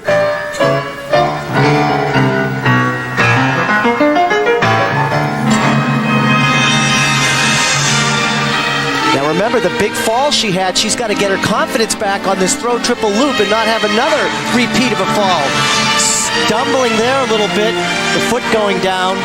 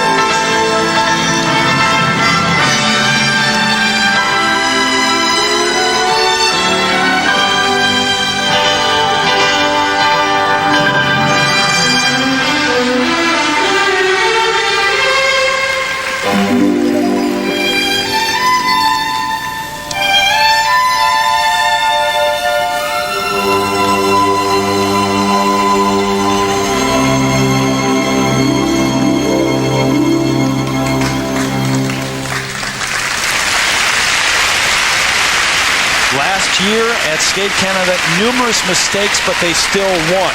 Did they just do enough to defend their title? Well, this was not clean either, Peter. No, and right now they're looking at third place possibly with the mistakes. Saleh and Peltier, the home crowned favorite, in the lead. There they are backstage, looking very relaxed. And I think they, at this point, think that they have the gold medal, but we will see. Berezhnaya, Secret Leader of Russia, will have their marks when we come back to Skate Canada. Back at Skate Canada, Berezhnaya, Secret Leader following their performance here in the pairs free skate. They're the current leaders. Saleh and Peltier of Canada relaxing backstage. In fact, they've looked very relaxed all week. We'll see what the judges think now. This was not a mistake-free performance for the two-time world title holders. Here is the problem. She gets up into the air, doesn't really get the height she's used to, and doesn't complete the rotation. The feet are what generate the rotation. They look fine. However, you can see that that blade hits in the wrong position and bang, right down on that hip. Ouch. But she did come back, but still you can see she's a little unsteady on her landing, not on the throws tonight. 5.5, 5.6. Here we go for technical merit. 5.5 to 5.7, Peter. Well, again, the mistakes just marred the performance. The image was lost with the mistake. All right, now the presentation marks, Peter. 5.7 to 5.9. It's not enough. A 4-3 split decision, if you will, by the judges. But in spite of that, think about it. The three judges that had them first were from Japan, Russia, and China, in spite of those mistakes. That is really something. But for the judges, place Saleh and Peltier at the top. There's a look at not only the Canadian champions, but now the Skate Canada champions as well. Hey, congratulations. Nice one. So Saleh and Peltier with the win over Berezhnaya and Secret Leader. Petrova and Tikhonov end up third. The champions of Poland, Zagorska and Shudek, end up in the fourth spot. And the Americans, Handy and Hunt, in eighth place. Right now, let's join Andrea Joyce. Congratulations. Great start to the season. Very impressive. A win at Skate America and now a win here. Is this beyond your expectations? Definitely. I don't think we ever imagined to win 2 Grand Prix in a row, especially back-to-back weeks. We're really, really excited, and definitely a step up from last week from Skate America. We're really pleased. David, what's working for you guys this season? We're more mature, I think. We got lots of experience last year. We learned that it's a very long season, and so far so good. But we're going on the next thing right now, and we have a few days we're going to rest, and we're going to enjoy it. And get back at it. Can you describe your emotions skating and winning this event here at home in front of this home crowd, getting a standing ovation? Felt really good, actually. When I stepped on the ice for warm-up, I felt really, really good. And I love skating with big crowds. I don't know why I feed off of it. So when I was skating the program, it just felt very easy, and it just one thing happened after another with the one mistake. It was kind of silly, but that's okay. We're moving on to the next one. So how do you keep the momentum going now? I think our secret is to take it one at a time, and now we got our pass to go to Tokyo for the final, and that's what we wanted to accomplish here this weekend.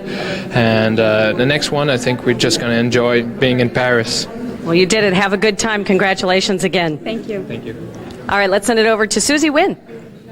Great job in the short program. In the long program, a new program, how did you access your program?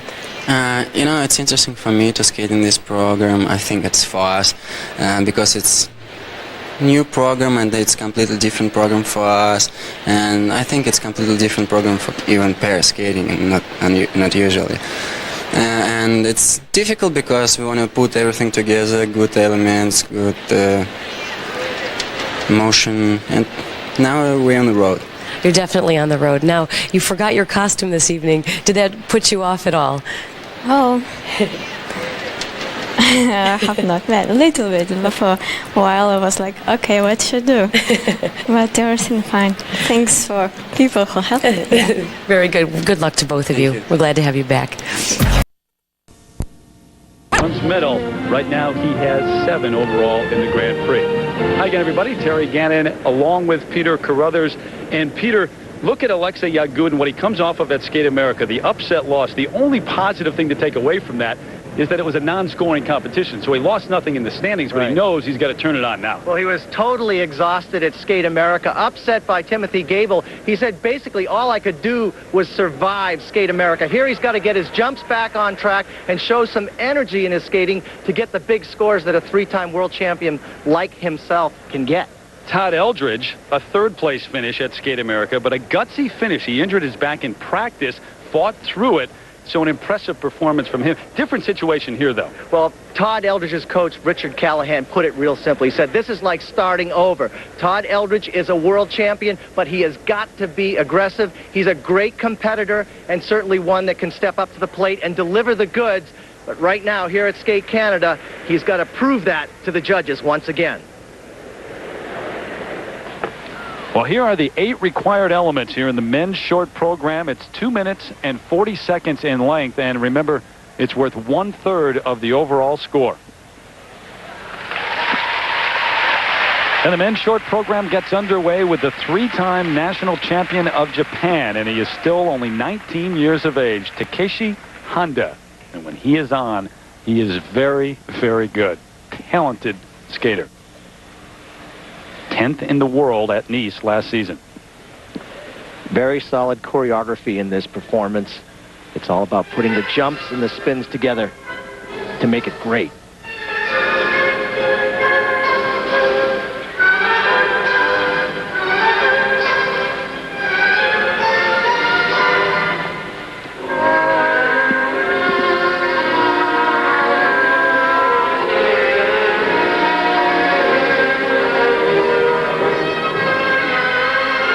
Right away, his quadruple toe loop. Flipped out on the second jump. Unfortunate because he started off so good. This season, of course, the first in which a quad is allowed in the short program. In combination, and we've seen it a number of times. It was allowed last year by itself. But there, nice triple axel. Not getting distracted at all in that small mistake. Well, Peter, he may be from Japan, but got a lot of fans here in the Hershey Center tonight. He lives and trains in Barrie, Ontario, just a little over an hour from here, and coached by Doug Lee, who coached Elvis Stoico and Brian Orser.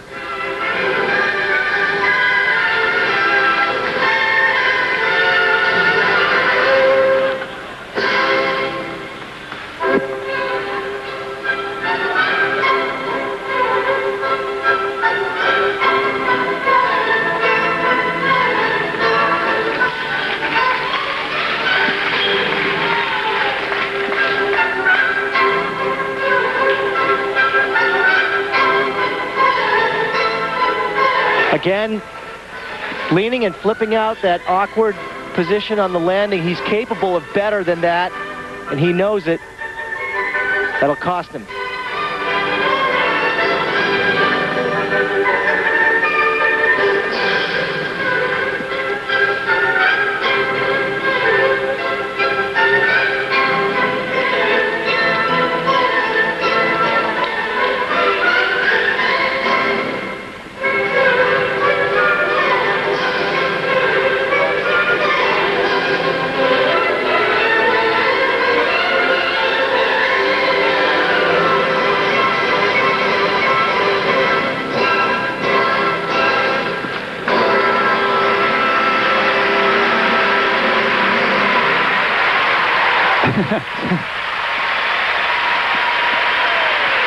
That program has so much potential. Pas de deux from Don Quixote. Hard to skate to it, but I've seen him skate very well to it in practice. Not his best here. The mistakes showing up on those incredibly difficult jumps. Saw the grimace on his face as he ended his program, I think more in relief than anything else, that he got this thing out of the way. Got to be frustrating to be able to do it in practice all the time when the lights go on, not be able to do it like he wants to, but not a bad start for Takeshi Honda. Quadruple toe loop, triple toe loop combination. This one was perfect. And then he just doesn't stop the rotation on the second jump. Looking in close at the feet.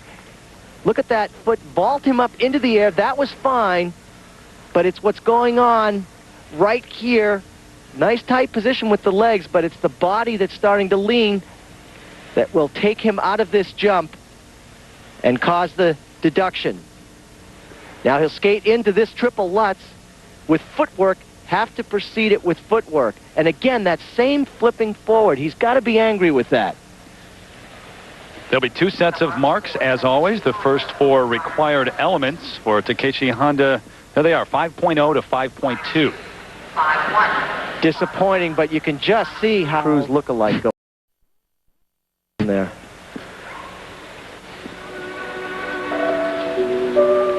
The 99 Canadian junior champion.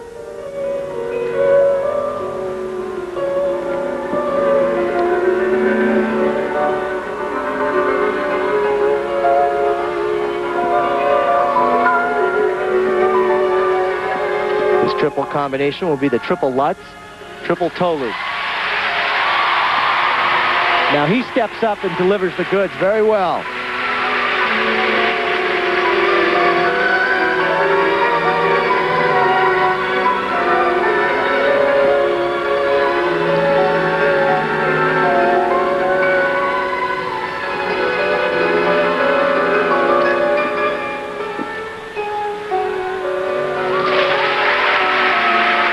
Double axel.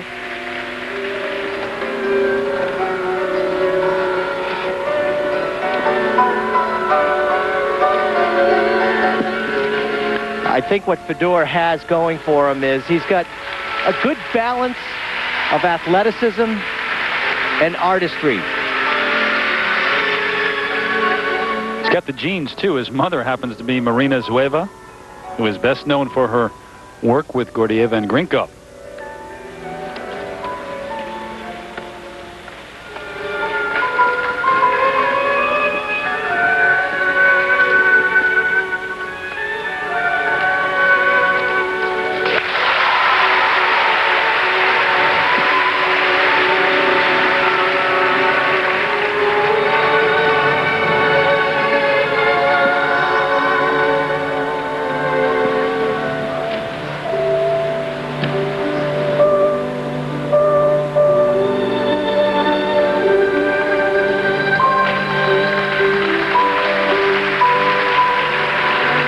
Constantly looking for the next Elvis Stoico here in Canada, and there are many right now who think this young man fills the bill.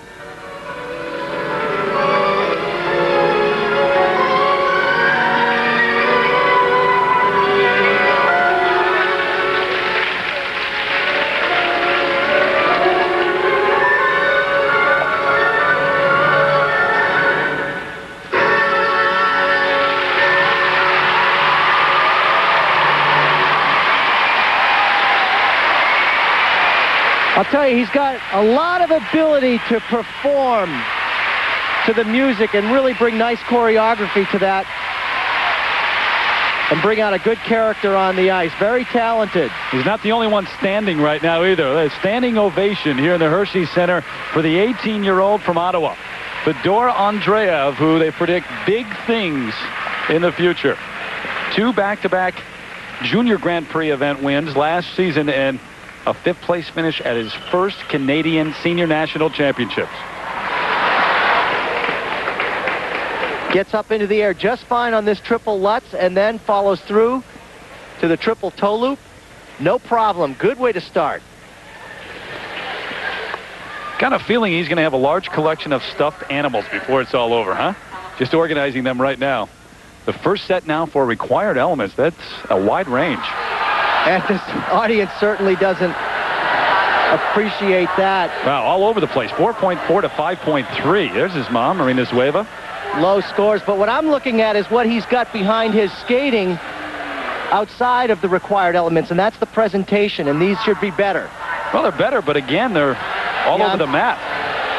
4.7 to 5.5, so Andreev in 3rd place behind Matt Savoie, Takeshi Honda in 1st right now. He's been skating competitively for 18 years now.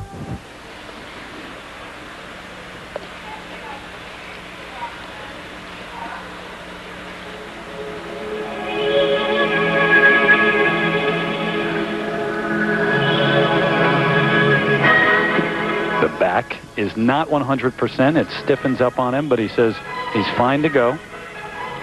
His strategy here will be not to put the quadruple in the short program. He wants to skate a program without mistakes, and it begins right here. His opening combination, triple flip, triple toe loop. Nice and clean.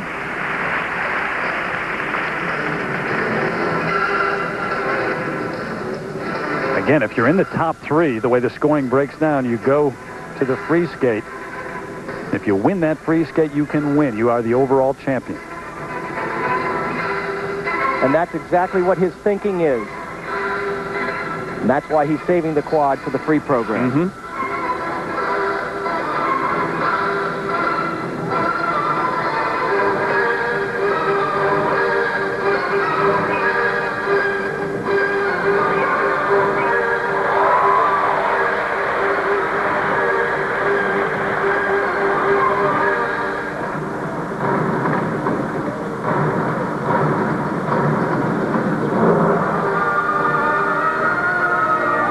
Nice and low on that sit spin.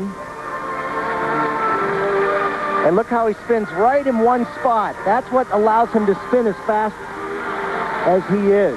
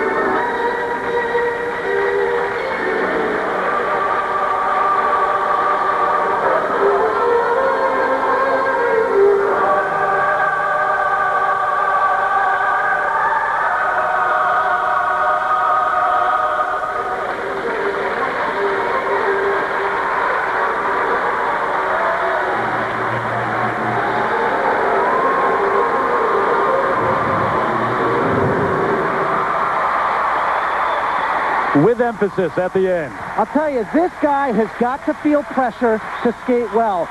Every time he's really under it, he rises to the occasion. He is superb. Able to see his folks here. They've come to watch him in suburban Toronto. Todd Eldredge, you look at Richard Callahan on the left, his longtime coach. And Eldredge, just a remarkable career. And to come back, the 96 world champion. No sign of any back injury tonight. Two things to look at. Look how low he goes, and second of all, he's in one spot. Judges really appreciate the strength it takes in his quads to be down that low. Fantastic. Richard Callahan, Todd Eldredge, Olga Volonchinskaya, his choreographer. Boy, what a night for Eldredge after the disappointment at Skate America because of the collision, the injury, almost withdrawing, fought through to gain the bronze medal. But this is why he came back, and always with an eye on the 2002 Olympics, of course. Required elements, 5.5 to 5.7, Peter. Very solid marks in terms of them being in line. Remember, no quad. Yagudin yet to skate. So they have to leave a little bit of room, perhaps. Yeah. When Alexei Yagudin goes out and attempts his quad. Presentation marks 5.6 up to 5.8. Back at Skate Canada, Terry Gannon, Peter Carruthers, Todd Eldredge in the lead over Takeshi Honda and Ben Ferreira. But here comes the three-time and reigning world champion from Russia, Alexei Yagudin, coming off a loss at Skate America in the first Grand Prix event.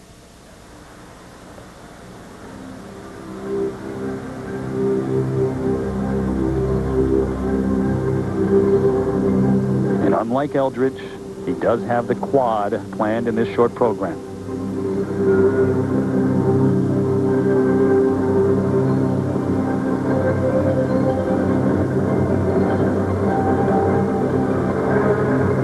That comes up first. He hit this perfectly at Skate America. The first jump.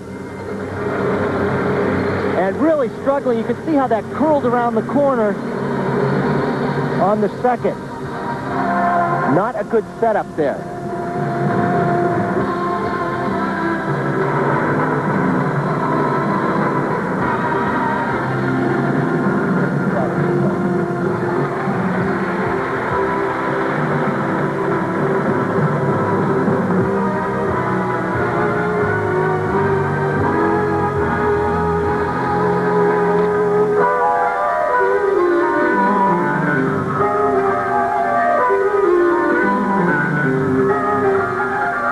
Alexei Yagudin may have been happier than anyone to leave Colorado Springs, which is better than a mile high. The altitude, as you mentioned, took its toll on him. He was scared to death to go out there and skate the long program. Much different case here in Canada for a man who did not have an easy season last year, even though he won his third straight world title. The loss at Europeans, the loss to Russian national championships. Already this season has lost to Timothy Gable. The only man he lost to last year, Yevgeny Plushenko.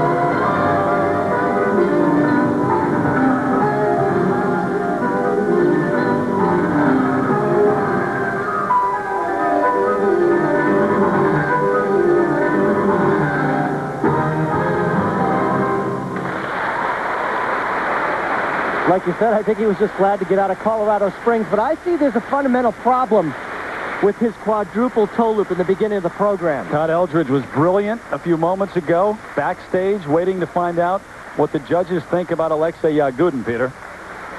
Absolutely. But I'm really curious to see what he's going to do from here on in with his quadruple jump, because he skates it so close to the boards.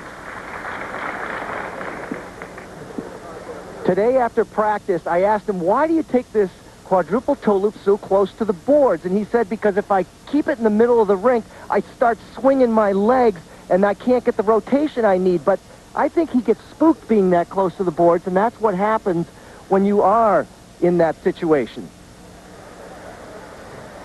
Again, pretty good here, but then he's so close, he's curling it around the corner so that he can do the second jump. He's a little bit distracted. Needs to clean that up. The Yagudin camp very focused now. Tatiana Tarasova and Nikolai Morozov along with him as they await the marks. Todd Eldredge watching the monitor backstage. What do you think, Peter? Well, I'll tell you, I thought Eldredge's performance was sharper than Yagudin, and here are the marks. Well, Alexei reacting, I think, there to the 5.4, the low mark. Yeah, but they're mixed here. And for presentation now, 5.6 up to 5.9. He thinks they're so-so, an indifferent reaction from Alexei Yagudin, but good enough to put him into the lead ahead of Todd Eldredge. Meanwhile, Todd Eldredge, the 5-time U.S. champion, has also returned. After a self-imposed exile in '98, Eldredge is back with a more powerful arsenal than ever. The newest member of the Quad Squad gamely fought through a painful injury to earn a bronze medal in Skate America. Now, a rematch with the reigning world champ, Alexei Yagudin. The 20-year-old Russian struggled at high altitude in Colorado and was upset in the season opener. Happy to be out of thin air, he needs to reaffirm his status as the dominant force on the world scene. Kwan, Slutskaya, Eldredge, Yagudin. Skate Canada is next on ABC Sports.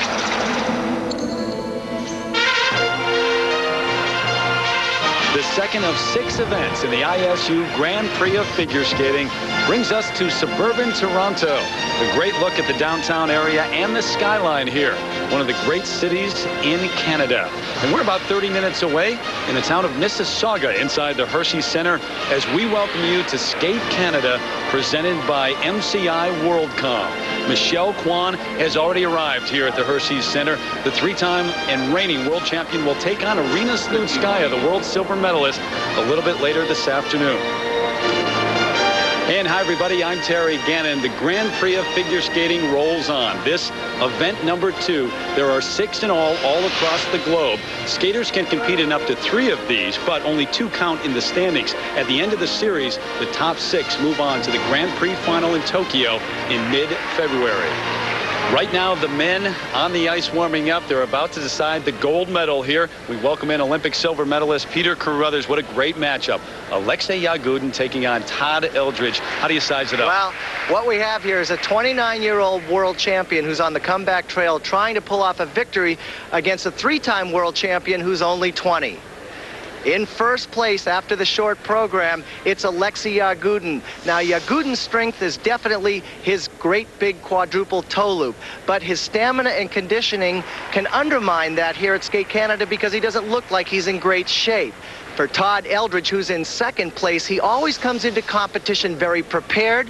His weakness, though, is the fact that he has only landed his quadruple toe loop in competition once successfully. So he's going to try to do that in the free program to win Skate Canada. And it may indeed come down to the quad. Alexei Yagudin has not really been sharp yet on the season. Todd Eldredge coming off the back injury. Who do you like here? Well, I have to go with Alexei Yagudin because he is the 3-time world champion. He always seems to find it from deep within to pull off the big win. And he takes the ice last, which is an advantage. The standings after the short program, Alexei Yagudin with the lead over Todd Eldredge. Then Takeshi Honda in third. The young American Matt Savoie rounds out the top 5.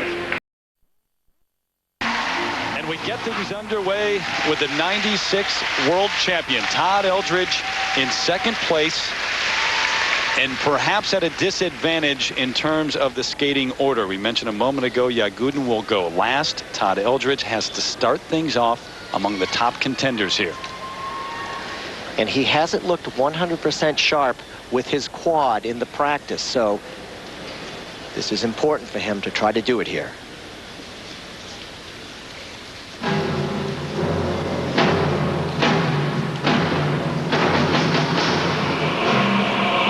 Free skate, 4.5 minutes long, worth 2/3 of the overall score.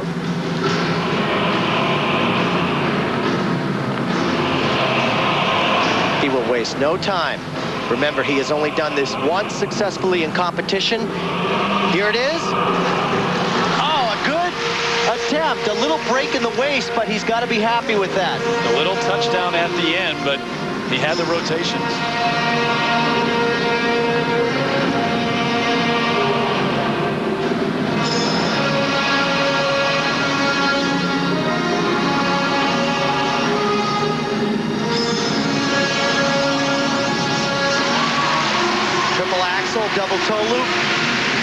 strong.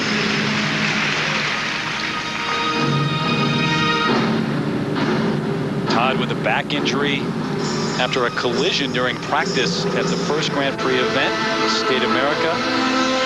Really a gutsy performance there, capturing the bronze medal. As his parents in town visiting with him this week in Canada.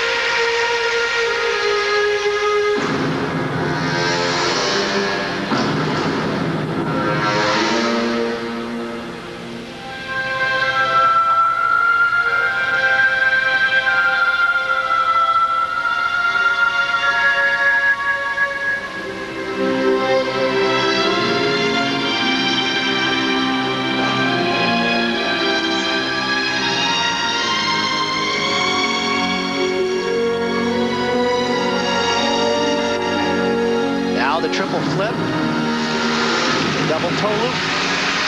He doesn't deviate from his technique from practice to competition. Very consistent. He's got a good one going here too, and he was very good in the short program.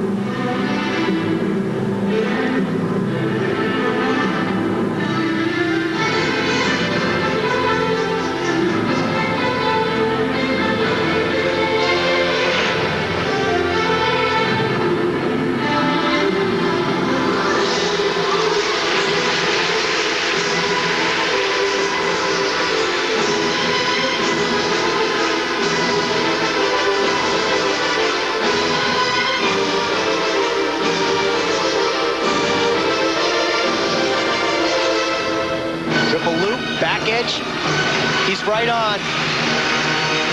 Notice how his speed hasn't dropped off. Still very powerful at the end.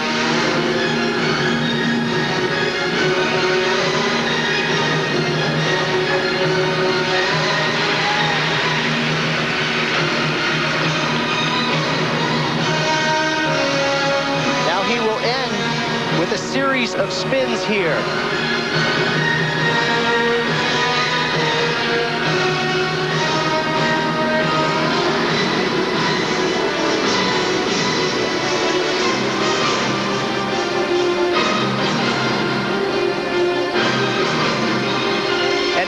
Impression he wants to leave with the judges. Not only am I a great athlete, I can jump, but look at me spin, and he's one of the best.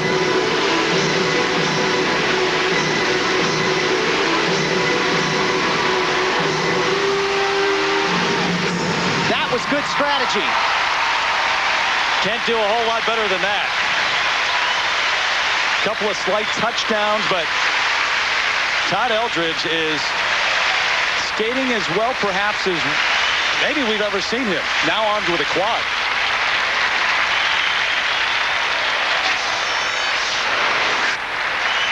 I got to think that he's going to be happy with this, but he doesn't want to do this in the future. Watch the hand. He'll break forward, and then that hand comes down. Got to stay straight and have a nice upright position and a continuous edge out of that. But still a really good attempt. And I think that this really is important. Notice his spinning, how fast it is, number one. It's centered, number two, and this is the last thing the judges see, and they really appreciate the great spinning that this man has. Extraordinary. There's a look at the panel of 9 judges now who are making the decisions this afternoon. Peter, what are they looking for? They want to see the complete package, a well-balanced program with good jumping technique, originality, and quality in the spins. Now the marks. The first set for technical merit in the 5.6, 5.7 range. He had a small touchdown on that quad, but 2 5.6s, one from the Japanese judge and one from the British judge. I thought he was better than that. And now the marks for presentation, 5.6 up to 5.8. He applauds them. I think he is extremely satisfied with the job he did, no matter the marks. Yes, and good presentation marks. And remember, this is a range. The men's pre-skate continues now inside the Hershey Center as Takeshi Honda takes the ice, the 3-time and reigning national champion of Japan. In 3rd place after the short program.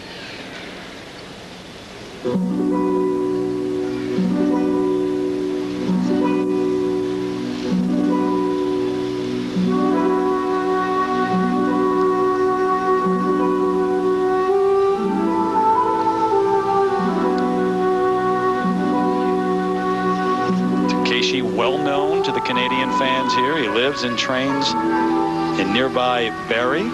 Coached by Doug Lee, who coached Elvis Stoico, Brian Orser. He's a great talent, but what he needs to do is hit the jumps. He can come undone on these jumps sometimes, and there's an example of him flipping out on the landing, breaking concentration.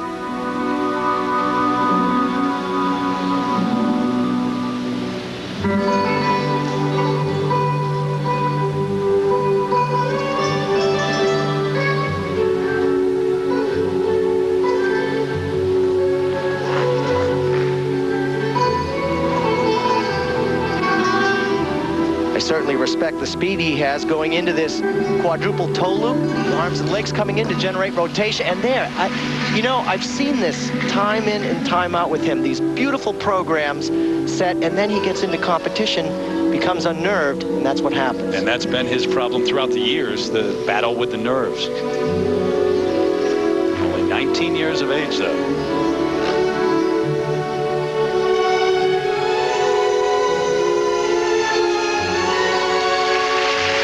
More like it. Very nice triple sow cow.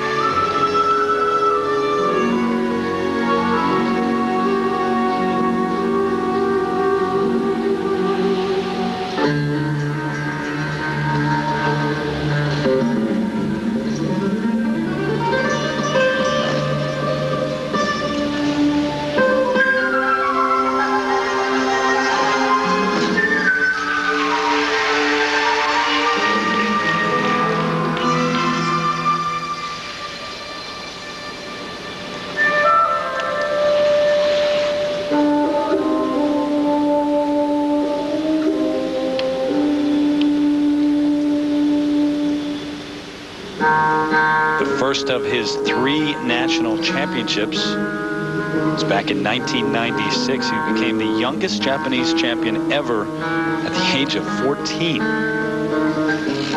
Ranked 10th in the world last season, but he was 6th at the World Championships in 99, so that was a drop for Takeshi.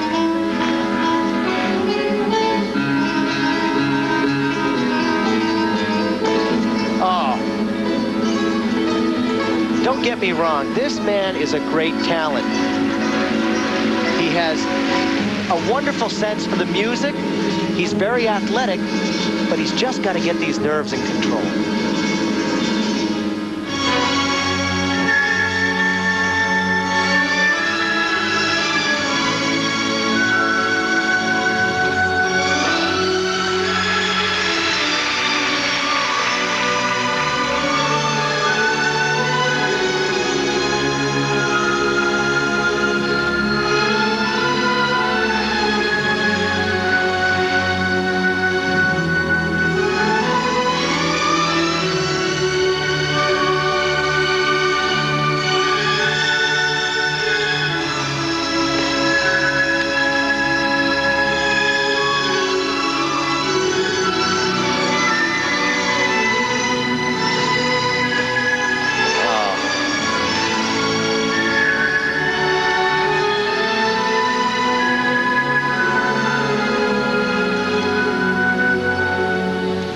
Got to be frustrating if you're Doug Lee, his coach, to watch Takeshi do incredible things in practice and then get onto the ice in competitions. And no matter how great the coach, they've never figured out how to simulate the pressure that you face in an event in practice. Can't be done.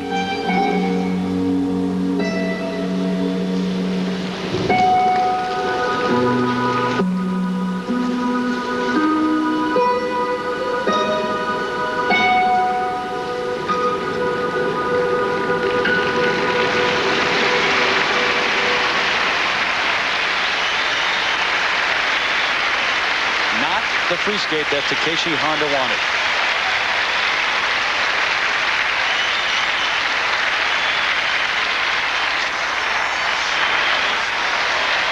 He has a lot of velocity skating into what was supposed to be a quadruple toe loop. However, it turns into the triple because the timing was off. Everything has got to be working just right. You can see the break in the waist. For technical merit.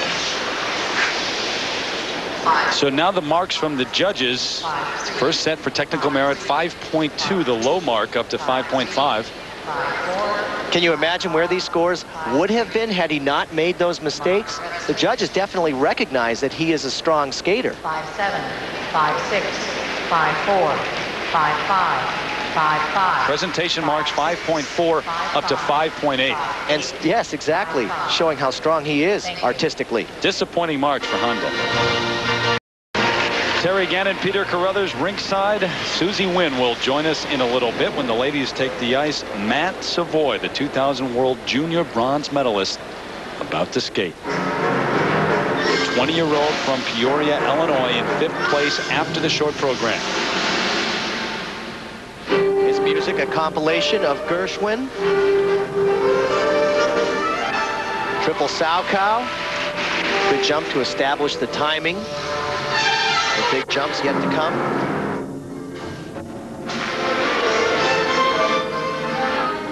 Sometimes you have a jump that you want to do first just to get your timing going. Now,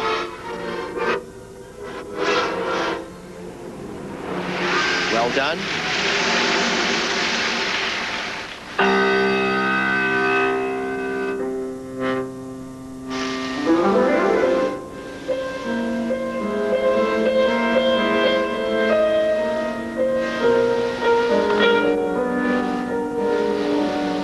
Like Takeshi Honda, Matt Savoie has had trouble with his nerves during competitions, but a more seasoned performer now after what he did on the Grand Prix circuit last year, including a bronze medal at Nations Cup in Germany.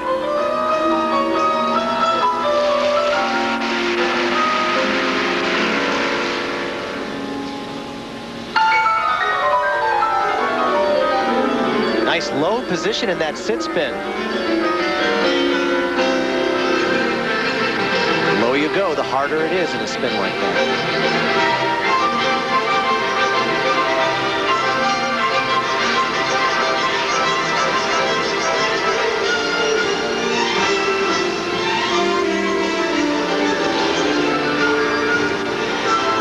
Not a disaster, not his best, but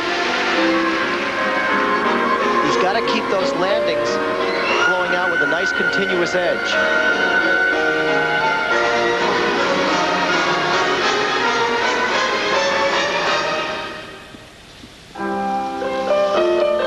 Matt's been so close to the podium at the U.S. Nationals. The last 2 years he placed 4th, and it will get even harder. You've got Timothy Gable, Michael Weiss, and of course now Todd Eldredge is back. Wow.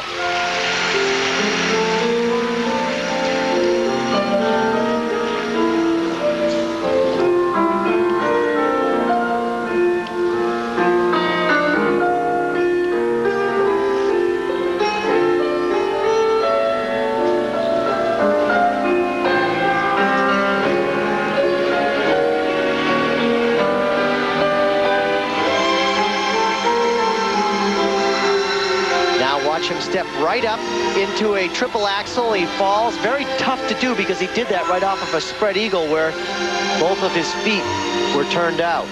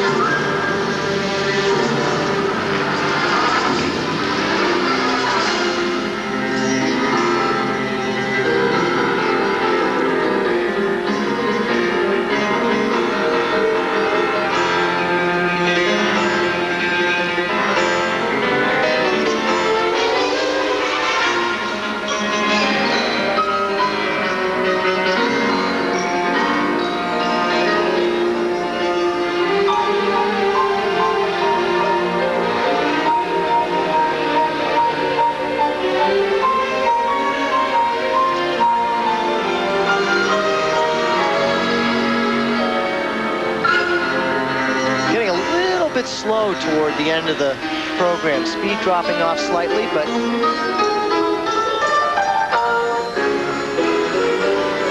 now he'll hydroblade, go down on this leg, and then reach back for a triple Lutz. What a way to finish. A move that we've seen from Timothy Gable a number of times, too.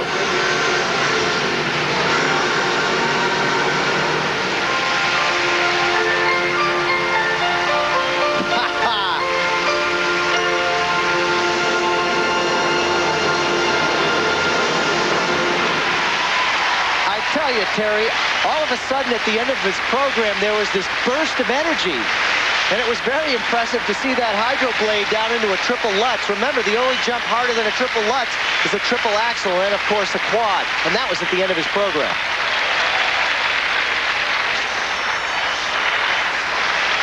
Now, what he'll do is a spread eagle on one side, then turn to another spread eagle. But what makes this hard is he'll try to step right up into a triple axel. You're at a disadvantage to come off an edge like that. Unfortunately, he went down on it, but he has done this move. This is so impressive to see him do this at the end of the program, down on one leg, then stays on that leg and vaults up into a triple Lutz. Great. Now, along with his coaches, Gene Heffron and Linda Brandon, who Matt has been with since he was 9 years old. They work so well together. For technical merit now, Peter, 5.2 to 5.5. The first judge taxing him for that fall. But I got to tell you, the whole package was very good. Good jumps for the most part, good choreography, and the concept to, of course, Gershwin. Presentation marks 5.3 to 5.6, and Matt Savoie in the second place, right behind Todd Eldredge. There's Canada, presented by MCI WorldCom, continues. Todd Eldredge in the lead. Another American right behind Matt Savoie, and then Takeshi Honda as the local favorite takes the ice. Ben Ferreira in fourth after the short program.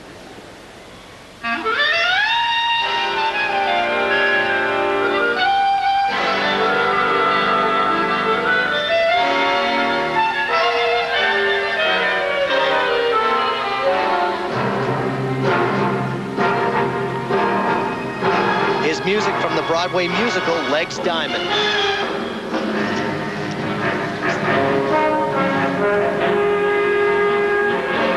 Right away, the huge quadruple toe loop. Oh, timing.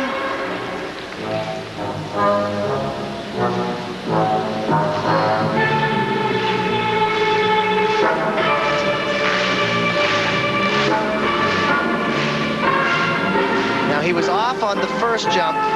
This, the triple axel, 3.5 rotations and a double toe loop. Not finished off as nicely as one would like to see the held out landing. You know, they're always searching for the next Elvis Stoico up here in Canada in terms of the men. And Ben began skating back at the age of 11 when he watched Kurt Browning's performance at the 91 Worlds. And it was Browning himself in 96 who said, this is the guy who could be the next great Canadian men's figure skater. He certainly has a lot of charisma on the ice. Nice triple Lutz, double toe loop.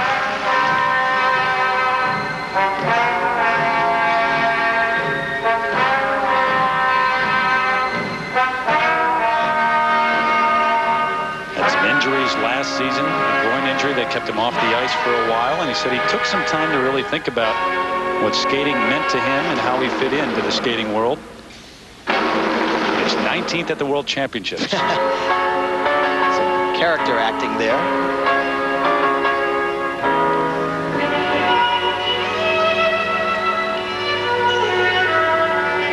Well, Legs Diamond just got shot, but he doesn't die. He comes back, folks.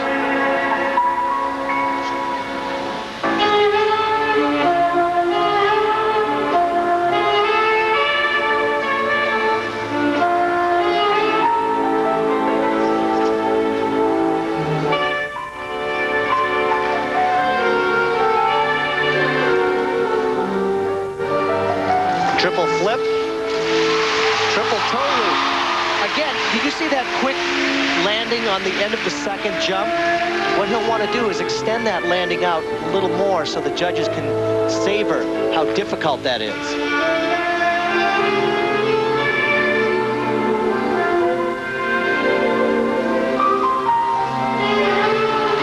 What a triple axel.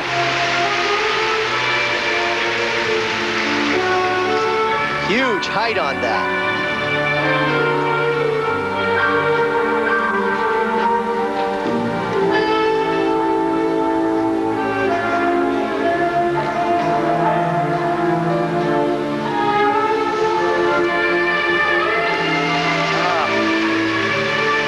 Determined to hang on.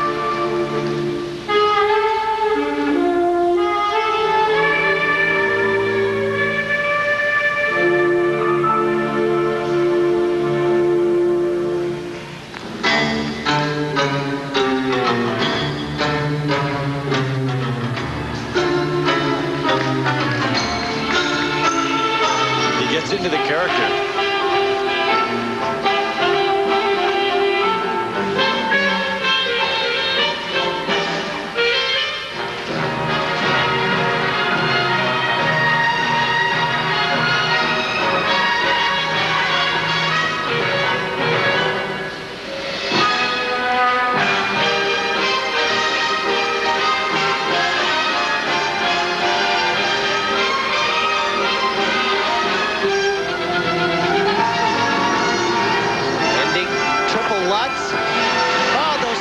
Are driving me crazy. I want to see him extend out with a nice edge.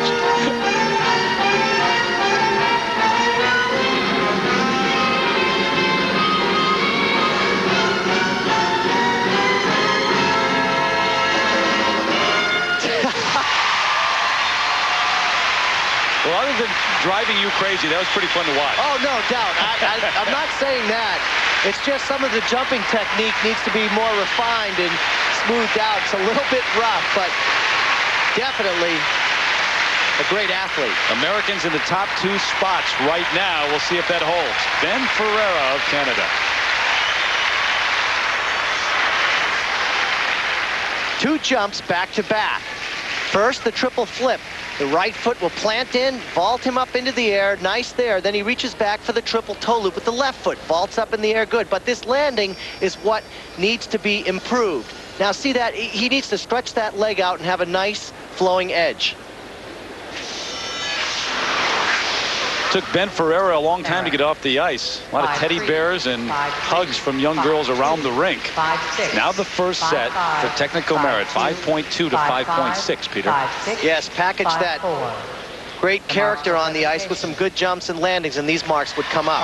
Presentation, yeah, 5.3 up to 5.7, so that means Ferreira into third place. It is still Eldredge and then Savoie, 2 Americans at the top.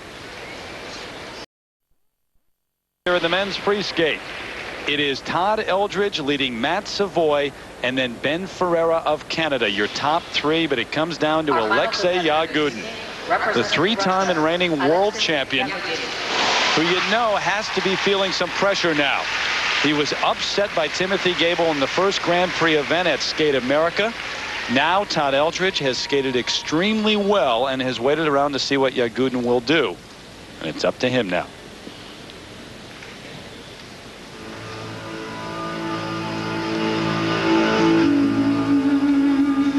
Glad to be out of the high altitude of Colorado Springs, but this week he has talked about the fact that he doesn't like the ice in this arena. It's very crunchy, he says, and he lands very hard. Well, we'll see how all of that plays out right here. The first opening quad that he has planned.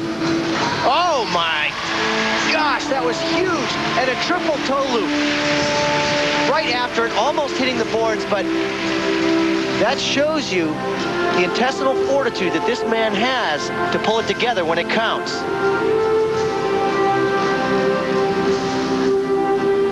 And now he has the triple Lutz. He has done another quad in the past. However, here he opted for a triple Lutz.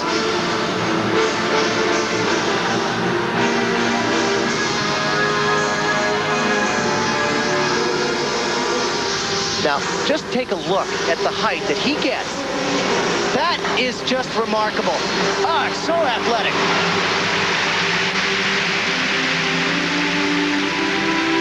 Wow. So far, he's on a roll, and what a difference between this and his first performance of the season.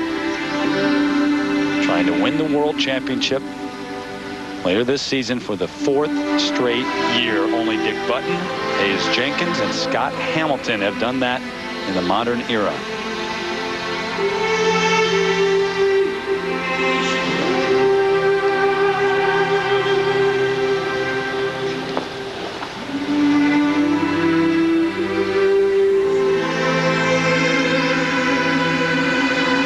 Triple flip.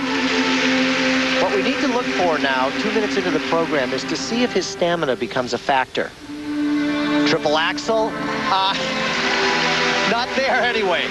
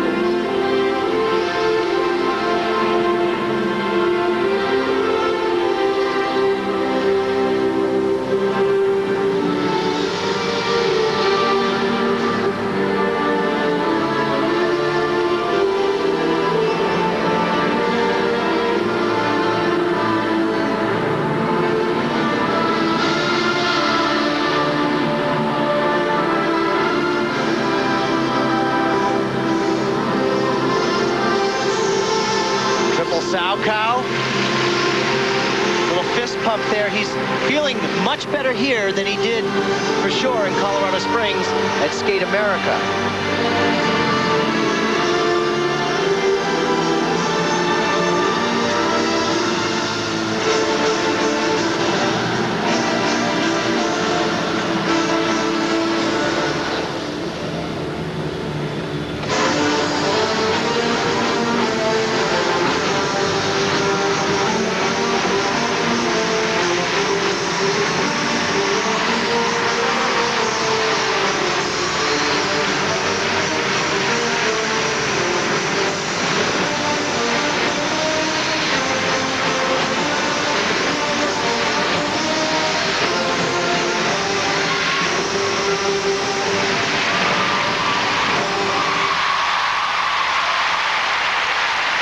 The best in the world will try to top that the rest of the season. I don't think you can. Wow.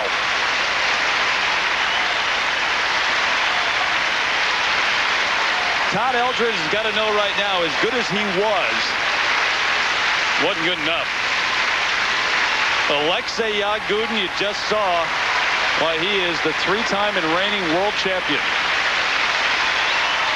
It won't even be close. Eldredge with 6 triples, and Yagudin with 8, and a quad to boot. And Peter, his stamina has been questioned for good reason. Don't question it anymore, at least not this season. I think that will shut me up. From the midpoint of that program to the end, he got stronger and faster. He was on fire.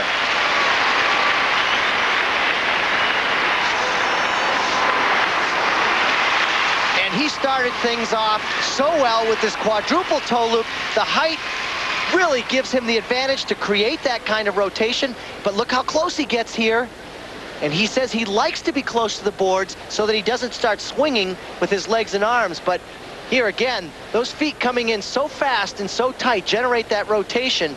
And the same is true right here on this triple toe loop, but I mean, most people get so distracted that you just crumble and you go right into the boards. That shows the focus that he has. And I don't know that there's anybody that does a higher triple axel than Alexei Yagudin. He gets up into the air. He's about 2.5 feet off the ice, but look at his position. Textbook perfect. And then he reels off a huge triple toe loop right after that. You have to respect his athleticism. He knows now that he's got it. What a performance by the 20-year-old. Along with Tatiana Tarasova on the right of your screen. Todd Eldredge was great earlier, but he's going to have to settle for the silver. The first set, all 5.9s.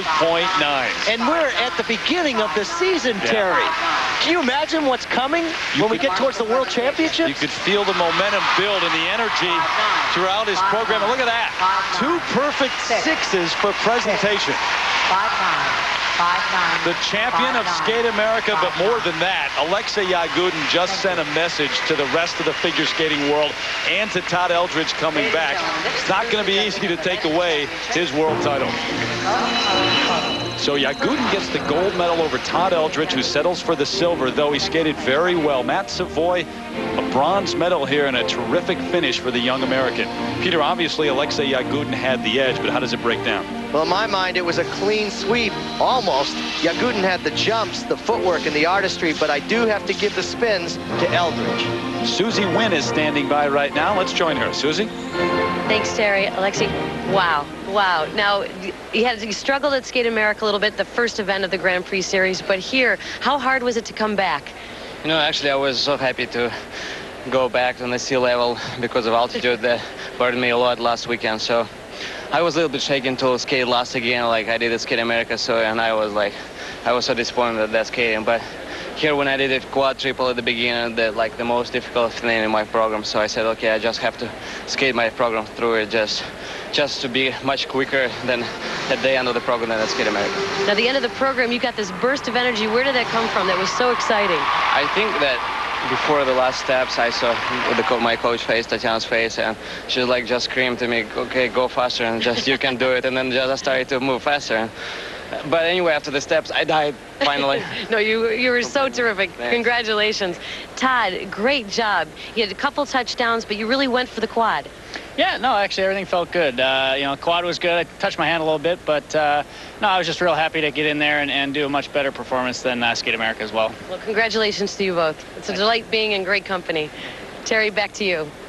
All right, Susie, thank you. After 2 events in the Grand Prix of figure skating, 6 in all, remember, Eldredge in first with 16 points. Yagudin has had only 1 scoring competition so far. He's tied with Gable.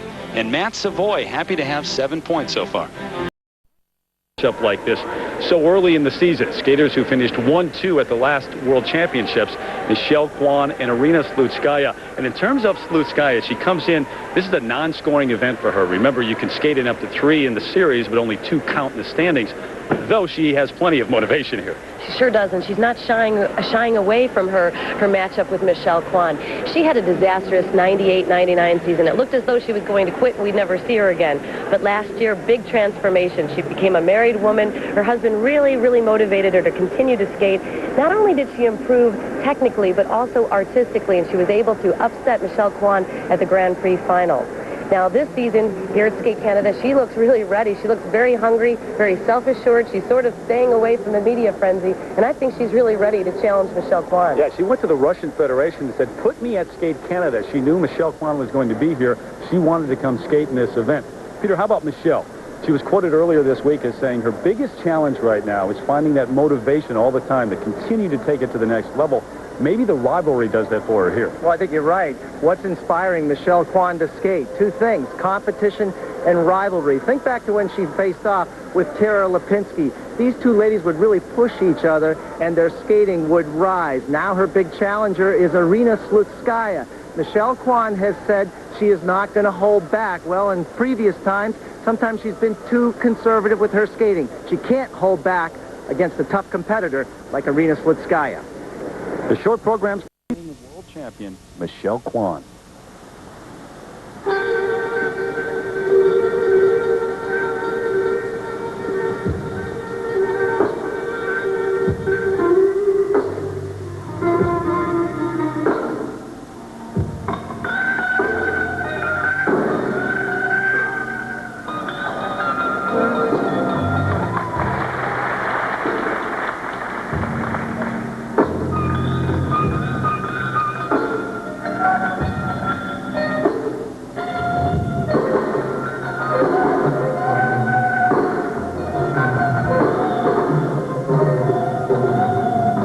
jump combination. The triple Lutz, double toe loop the first.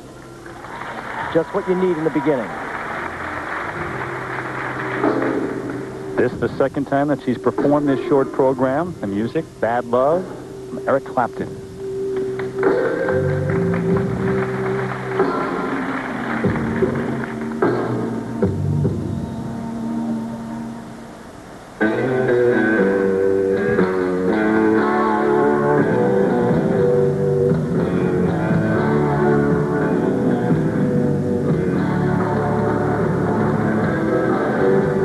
Preceding footwork going into a triple jump, a triple flip. She's got great flow. Very solid.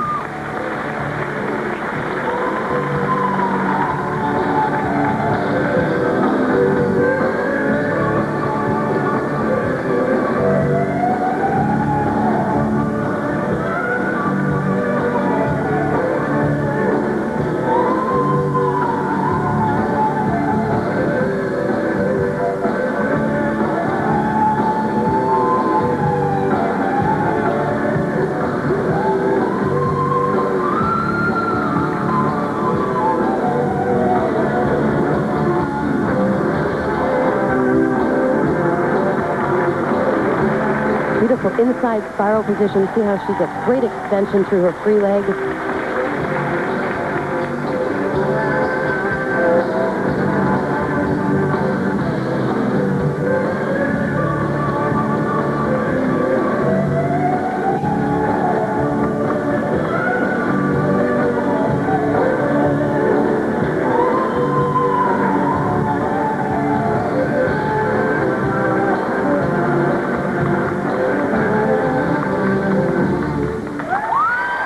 She gets it go with a little Eric Clapton. A nice pace to that program, contemporary, and a different look for her. Very nice. Each time she does this, I know she'll get more comfortable, much more comfortable this performance than at Skate America. So at the first event of the Grand Prix, I actually did it at another event that was not part of the Grand Prix. But the feeling on this short program, by all the people you talk to around skating, is that by mid-season, this is going to be a terrific program. The more she gets the feeling of the blues and the music from Eric Clapton. Starts out forwards, then flips to the back outside edge. Watch how she holds that back outside edge right to the jump. Very nice. Judges like that. And then a good double toe loop with good speed. And then you can see just how tight she brings those feet in to create that rotation. Well done. And then the look. She's got to be thrilled with this short program. Frank Carroll alongside. The first set for required elements, 5.5 to 5.7. Well, the unenviable place to skate first. The old saying goes, you know, the judges hold the marks, especially with Slutskaya next. Leave room at the top, unfortunately, for Michelle. Waiting for the presentation marks now, which are always high, it seems, for Michelle Kwan. They're always higher than the required elements or the technical marks. I like the pacing of that program, though. This is a hard wait. Imagine sitting there and say, all right, what are you going to do with me now, judges? Well, why are we waiting? The judges are finding their range right now. Of course, that happens a lot when you are the first skater to go. And here they are. They are all 5.8. World Championships in Michelle. And remember what we said earlier. She asked the Russian Federation to send her to this event so she could go head-to-head with Michelle Kwan. 21-year-old from Moscow.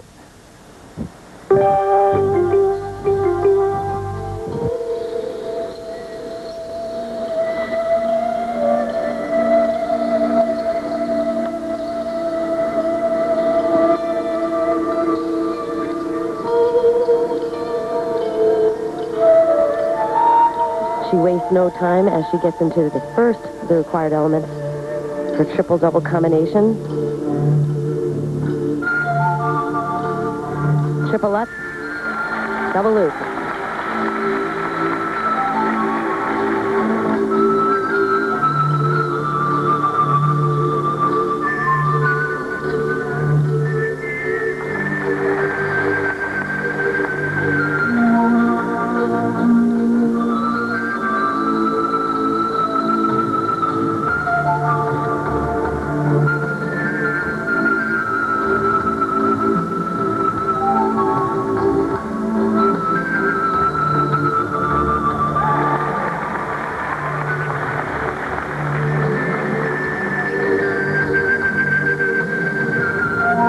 great fast layback spin with her catch foot.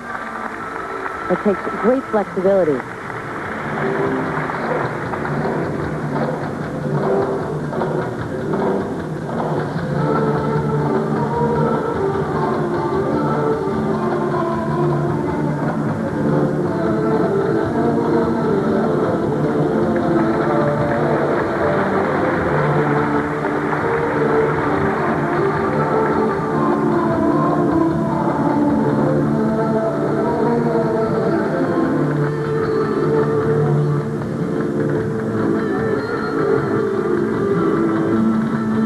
Like Michelle Kwan, she looks very relaxed, well-paced, firing off these elements without any problem. But not quite the beauty and the extension on that spiral sequence that we saw with Michelle Kwan. I agree, Peter. She needs to hold things out and sustain them so you really can see the shapes that she's trying to create.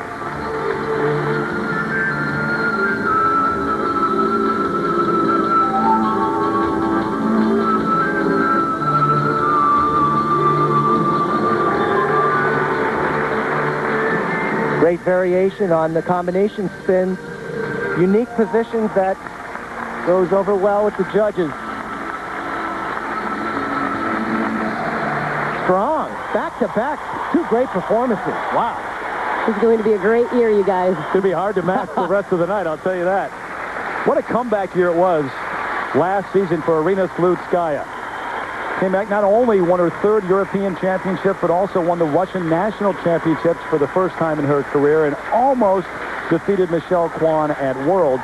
That's what she plans to do this season. The first element in her program, the triple Lutz, followed up by a double loop. No pick in there. You just jump right off the back edge.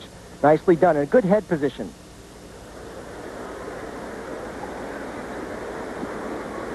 And this is her layback spin. She'll grab the foot. Hard to grab the foot because you've got so much centrifugal force pulling outside the circle. Then she'll take it right up to her head. Incredible. All right, what do you think? Michelle Kwan, Irina Slutskaya? Well, they were both exceptional, but Irina Slutskaya might have edged Michelle Kwan out with her spins. And a higher range certainly for required elements, 5.7s and 5.8s. Remember, Michelle was in the 5.5 to 5.7 range. Now for presentation, 5.6 up to 5.9, and that's enough. Fumi Suguri takes the ice now. Coming off a disappointing season. She dealt with injuries all last year.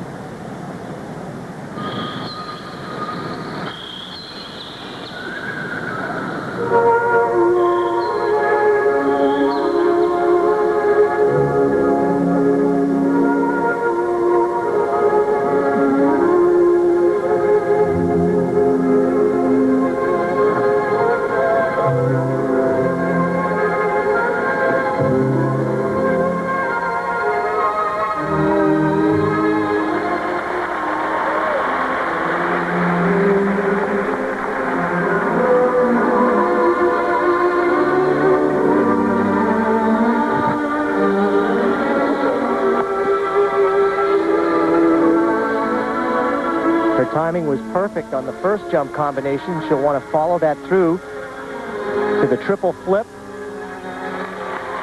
Much better than we've seen her in practice here. She was struggling a little bit.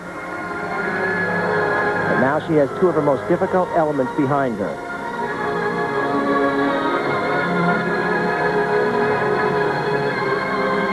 Nice speed in this low sit spin position. Layback.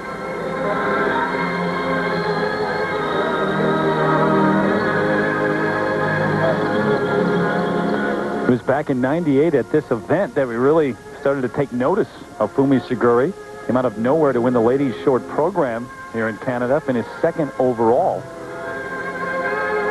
Mentioned the injuries last year. She was forced to withdraw from Skate Canada because of an injury.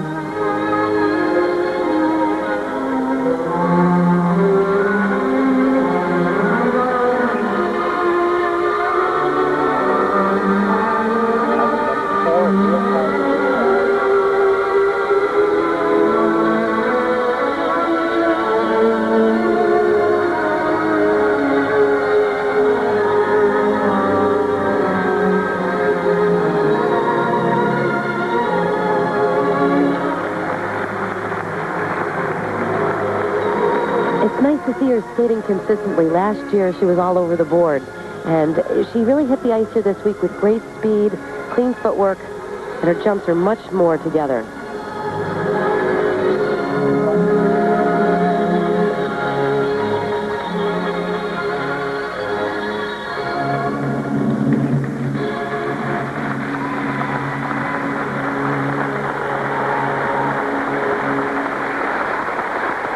What a great improvement for this young lady. And all in all, this whole short program for the ladies, they're all skating quite well. It's very refreshing to see that.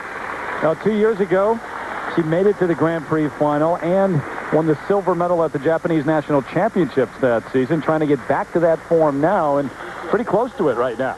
Fumi Suguri, skaters starting to leave her mark, the 2000 Junior World Silver Medalist.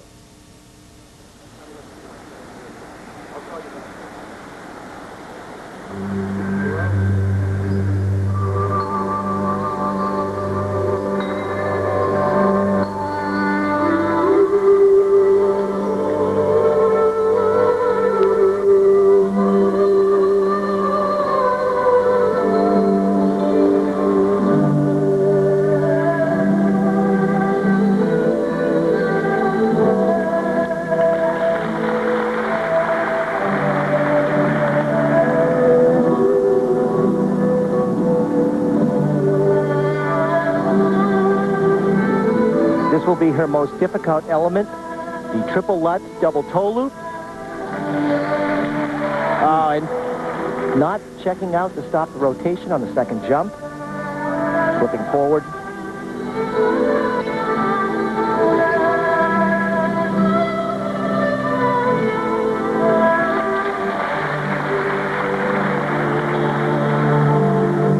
Very nice stretch position in the flying camel.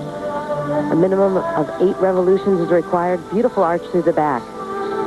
Remember, this ladies' short program worth 1/3 of the overall score. The ladies skate for the title. You can see that over on ABC Sports Sunday, beginning at 2 o'clock Eastern Time, along with the men deciding their gold medal.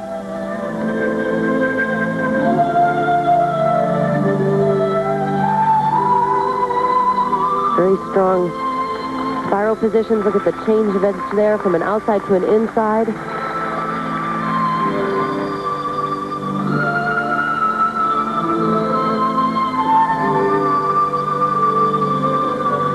Beautiful variation.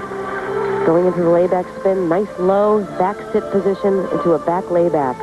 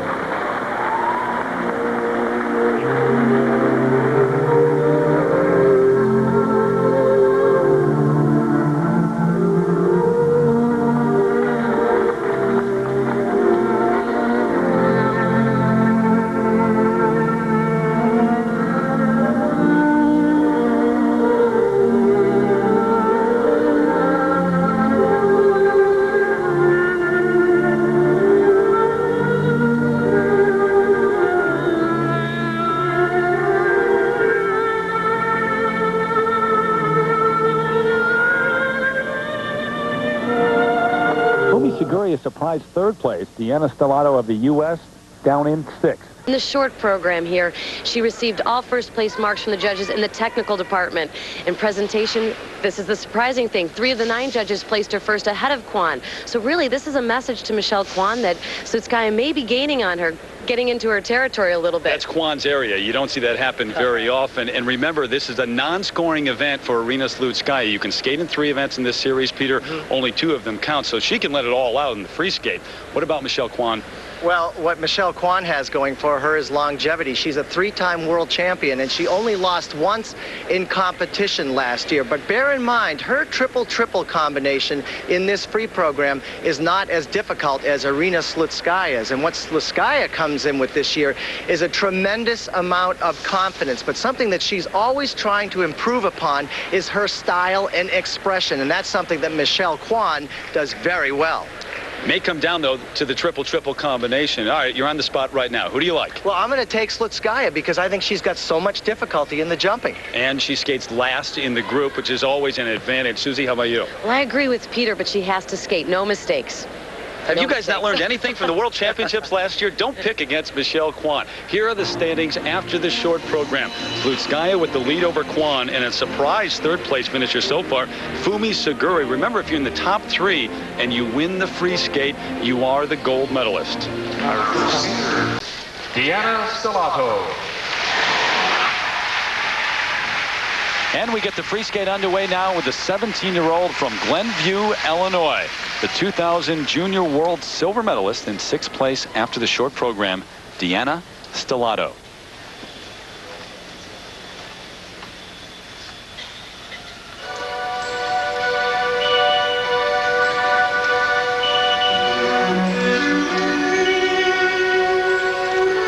Remember, the free skate 4 minutes in length and worth 2/3 of the overall score.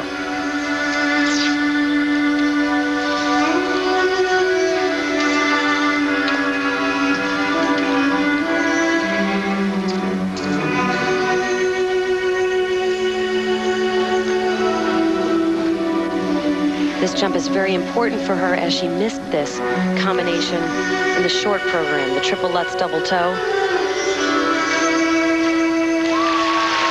I'm sure she'll feel good about that. Very well done.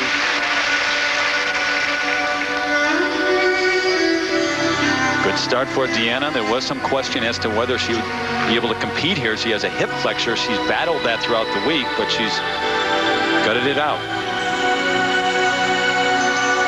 Triple sow cow. She's been very impressive in practice because she's so well trained. She runs through her program every day at home, and it really shows.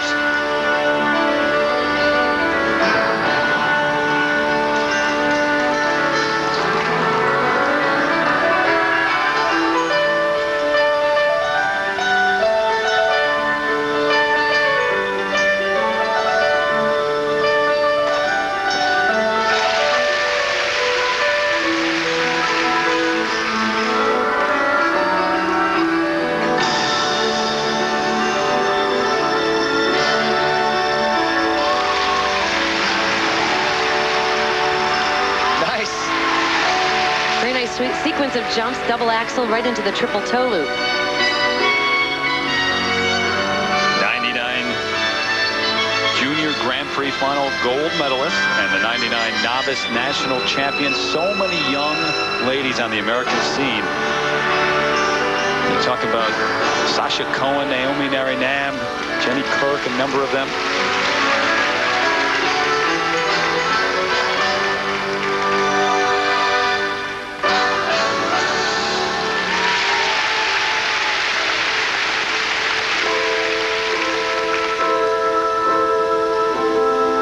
Hasn't been easy to focus on this event or get ready. She only learned about a week ago that she would skate here in Toronto.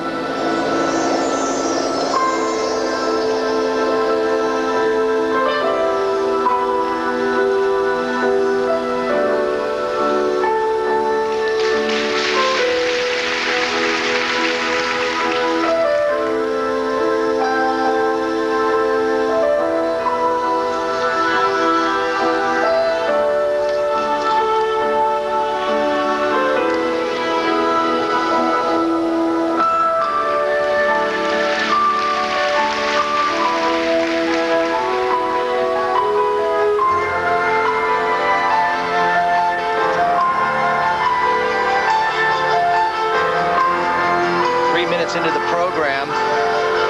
The triple loop. Oh, and she didn't keep the timing going that she had on the jumps previous to this, and that can really get you going.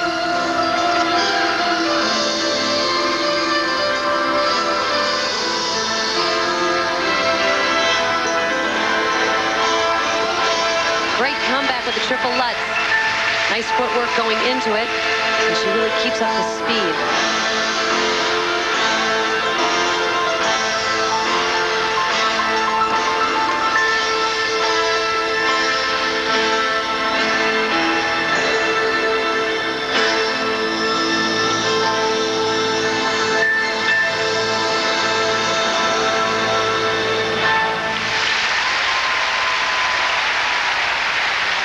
She had a good one going, but just when I said 3 minutes into the program, that's when it started to fall apart. This is an important event for her, too, because she's only scheduled to compete at Skate Canada in terms of the Grand Prix Series. If she has a great performance as viewed by the Federation, they could send her to another event in the Grand Prix. She hopes so. Deanna Stellato. A big step up from the short program here. She gets up into the air nicely. Good rotation. She lands just where she wants to. Nice and perpendicular to do the second jump. If the upper body is not where it should be, what happens is you try to compensate with the lower body. Watch her feet at the end of this. They split apart. The foot doesn't go back, and she crashes down.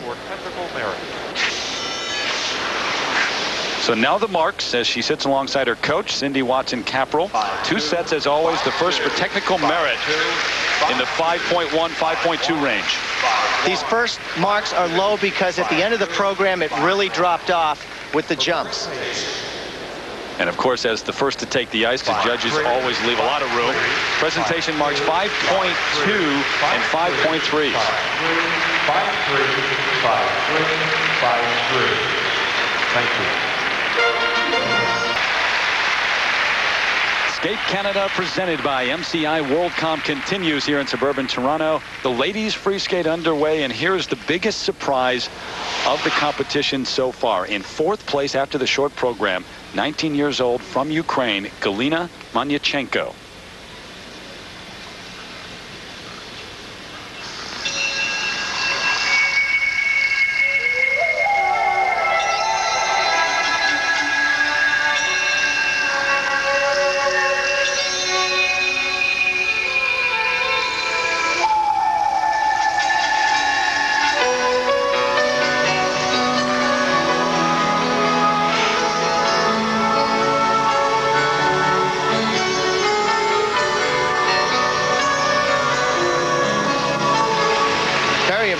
So much speed, and look at the way she skates out of it with a lot of speed.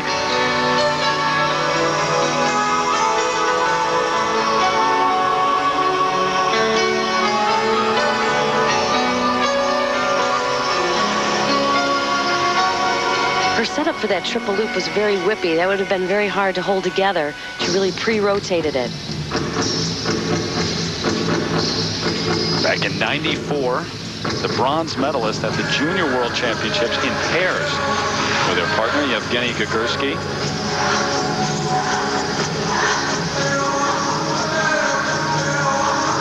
Oh, really? Lucy, it's the timing. As soon as you lose your focus, your timing goes, and the jumps feel so foreign to you.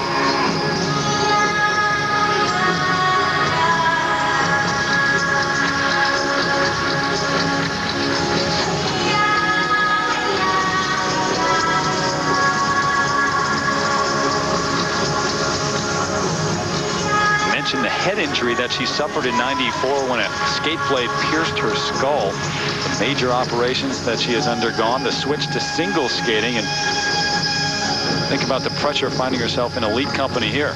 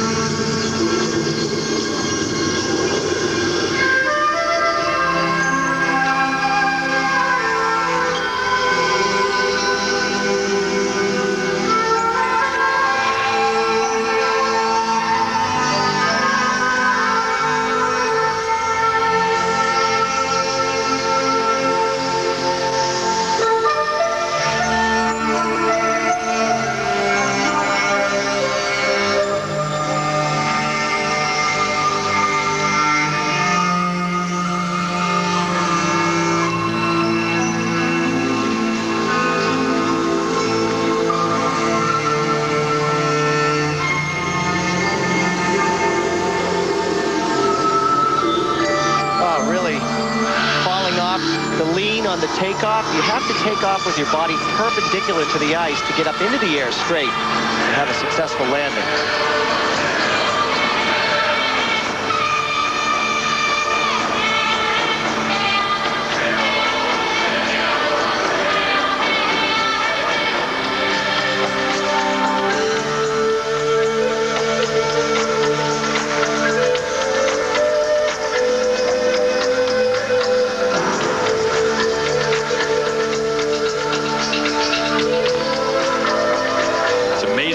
Different one day can be from the next. She had everyone talking after the short program about this young champion of Ukraine who's now onto the scene. Much different free skate, though.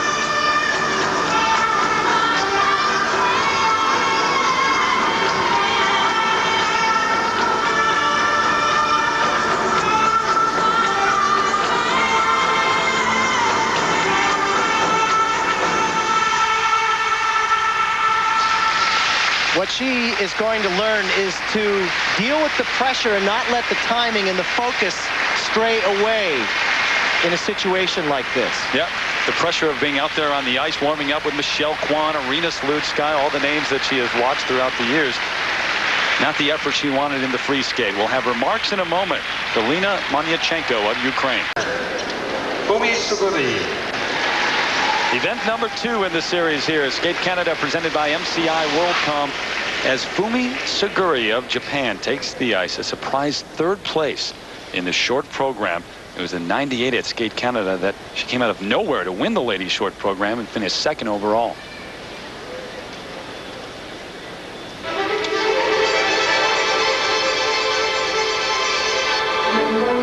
By the way, the scores for Galina Manyachenko, for technical merit, they range from 4.5 up to 5.1. And for presentation, 5.0 to 5.4. I like the conviction she has. A lot of speed going up into this triple Lutz. The right foot bangs in the ice to get her up, and then a nice double toe loop. Great technique.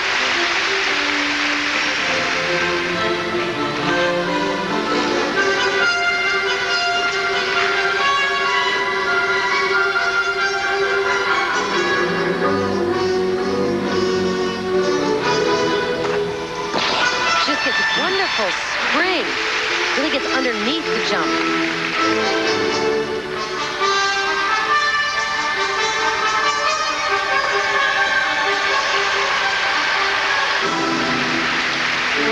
Mentioned the success she had at Skate Canada in '98. It's a good season for her, even though she was battling injuries, and has since. She had a hip injury, couldn't walk for about 2 weeks, and really has been inconsistent since then. A disappointing 3rd place finish at the Japanese National Championships last season. She's back on track, Derry.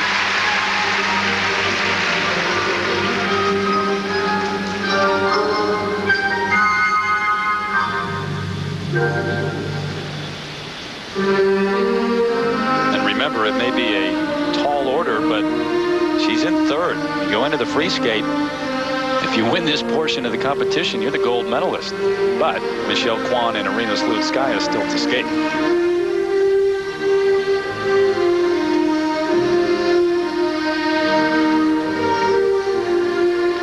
This layback position would be better if her knee and her ankle were in line with the ice.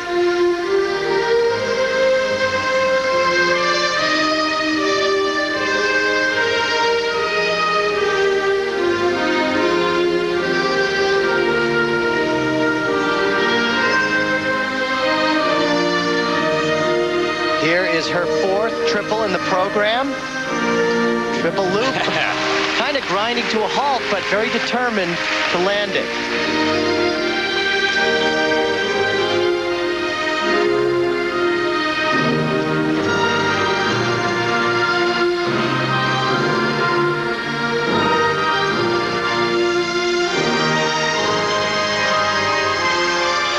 How do you like that? Oh. Looks like she's got room to do a quad there.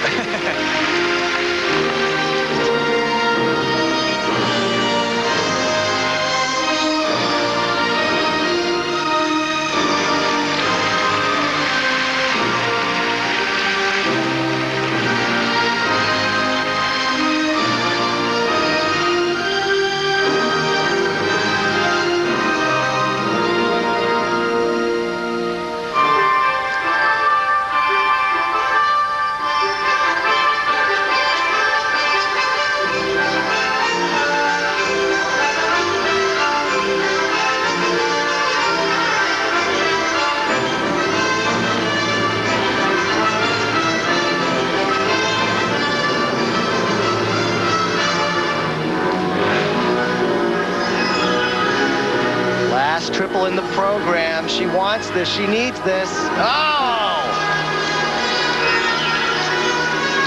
Last thing the judges see.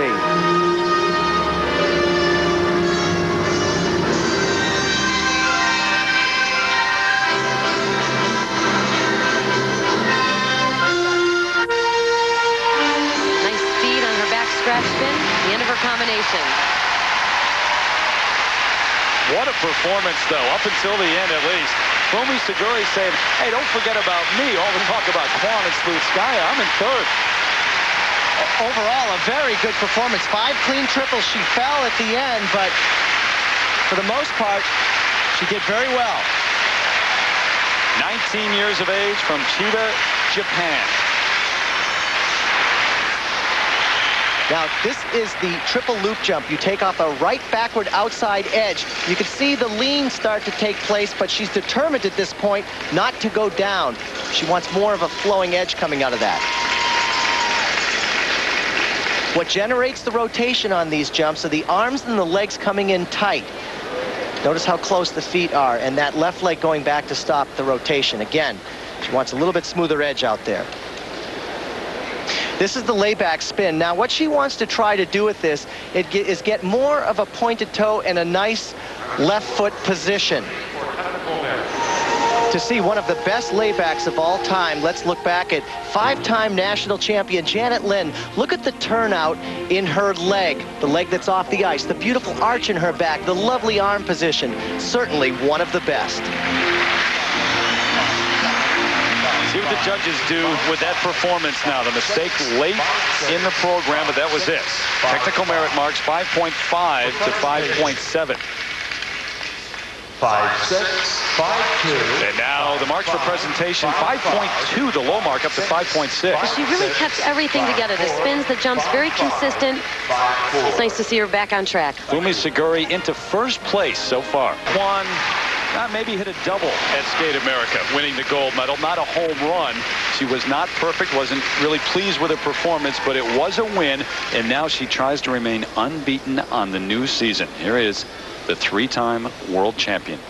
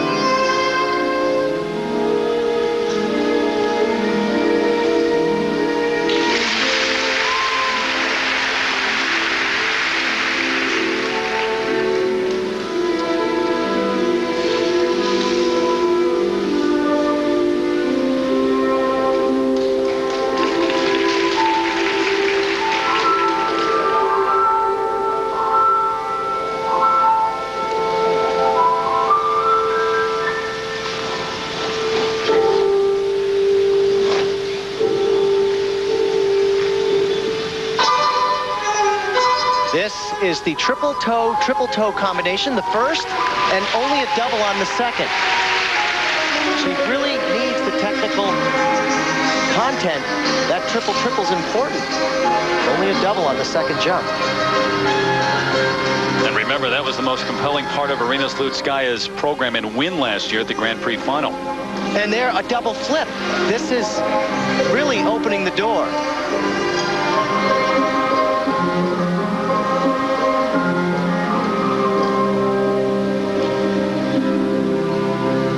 Skate America, when she missed the triple combination, she started to add some jumps, some other triple jumps in other places in the program to make up, and the choreography started to get lost.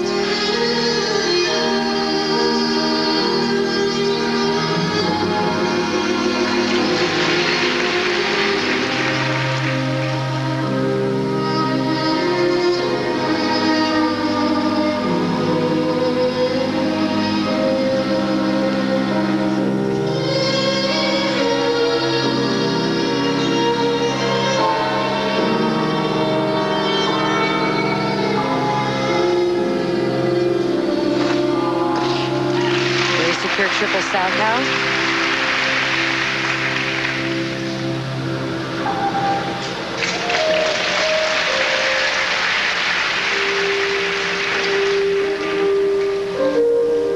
This camel position is moving in the opposite direction of the way she normally spins. It's like writing with your left hand if you're a right-handed person.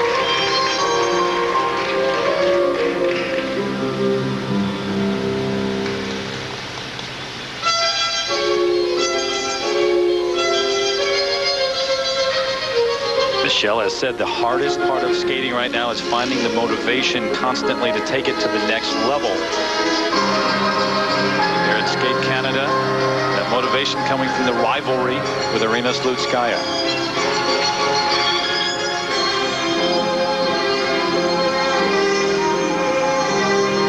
This will be her second triple Lutz. The only jump harder than this is the triple axel. Nice.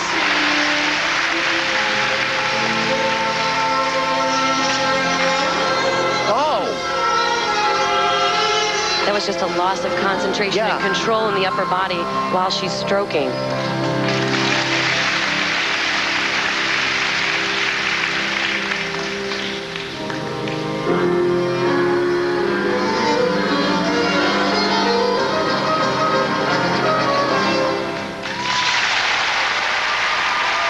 Not her best.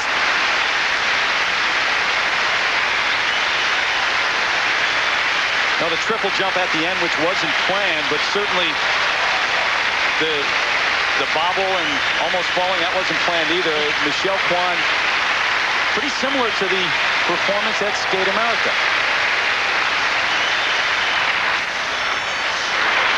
And this is exactly where she needs to be competitive with Slutskaya in the triple department here. Triple toe, pretty nice. Didn't get the height that she needed. And instead of the triple there, it's just a double. And at the very end of the program, she's just stroking. It starts to rotate her body and clips toe to heel. That's a loss of concentration and control. You know, even when she's making mistakes, though, Michelle Kwan never seems to lack confidence on the ice. She always looks like she has things under control. She does, Terry. She's very poised, and she's got great posture. Now the first set, Susie, for technical merit, 5.5 up to 5.8. Well, these are the marks that she's not used to having. These are normally much higher, but she made too many mistakes. And the presentation marks now, remember what Susie said about the short program. 3 judges had placed Slutskaya ahead of her, but here 5.7 up to 5.9. Well, what you have to remember, she is the best in the world at executing beautiful style and presentation, and look at the 5.9 there. But there is still room at the top. Backstage, Irina Slutskaya getting ready. Skate continues now here at Skate Canada, presented by MCI, WorldCom, Terry Gannon, Peter Carruthers, and Susie Wynn with you as Jennifer Robinson steps out onto the ice. Michelle Kwan with the lead over Fumi Suguri and Deanna Stellato.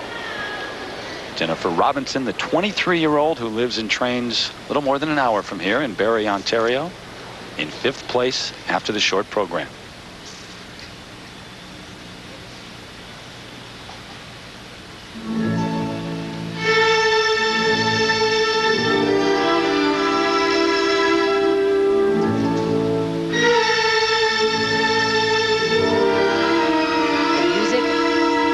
Rhapsody. She portrays a woman from a village in Northern Ireland who's recalling her youth.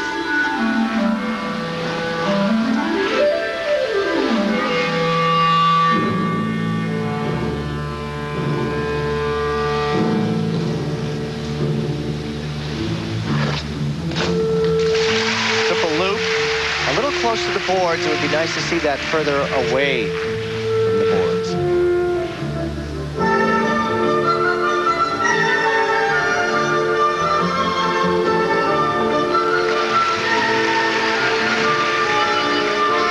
She's really hugging those jumps close to the wall, so you can't really appreciate the speed going into them.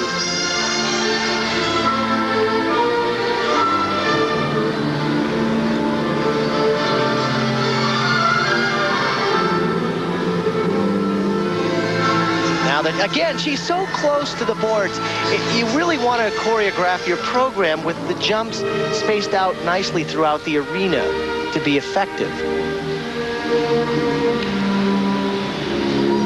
Jennifer, the three-time and reigning Canadian national champion, placed 8th at the World Championships last season, which is the first time since '94 that a Canadian woman had placed in the top 10. And actually, a couple of weeks before that event, she cut her foot on a piece of glass walking barefoot in her backyard, and she said it actually helped her.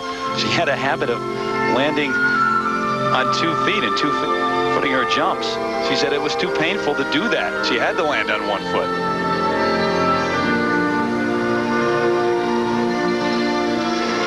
It looks as though she two-footed that triple flip.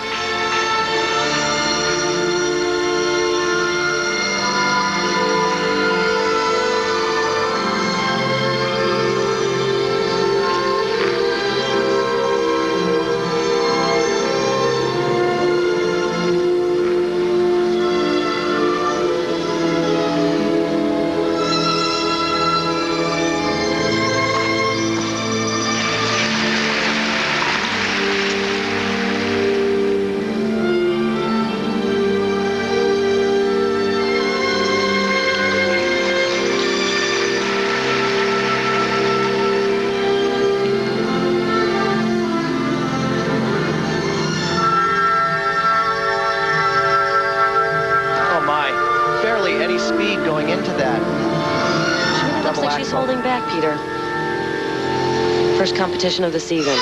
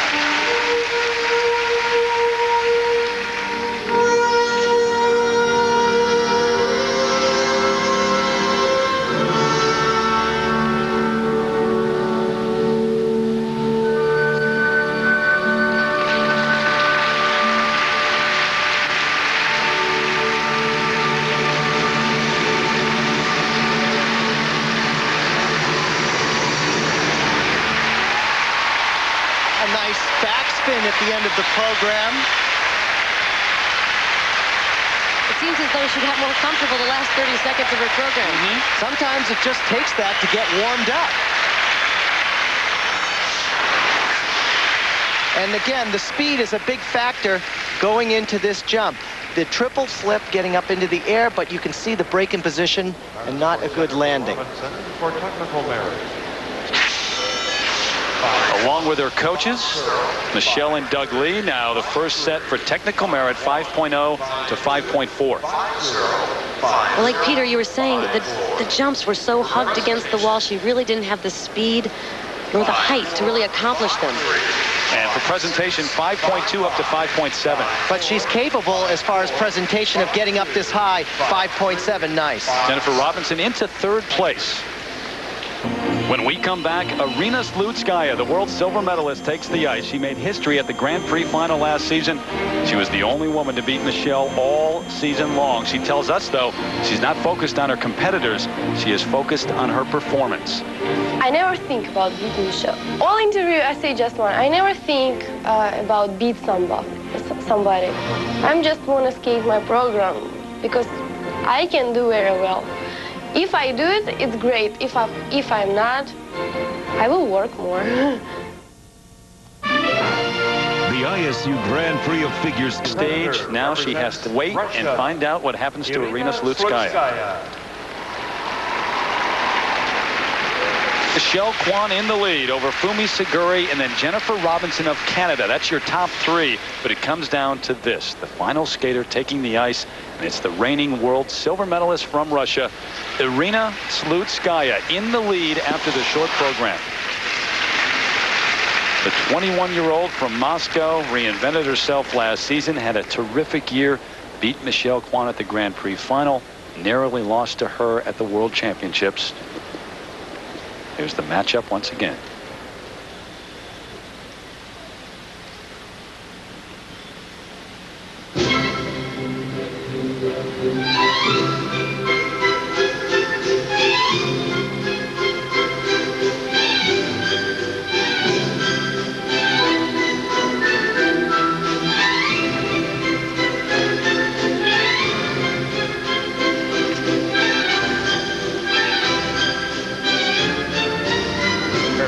triple combination, the triple Lutz, and then the triple loop, and down she goes. Now she has another triple combination plan. Will she do it right here? Triple Sauerkraut, no, only a double. She's coming undone. And then getting a triple Sauerkraut off there. She snuck that in.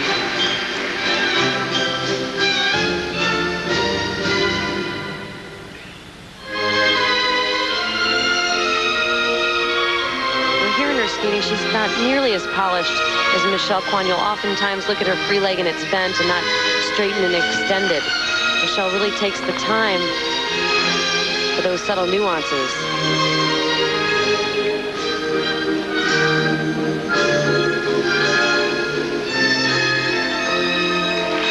But a very strong triple Lutz, very secure.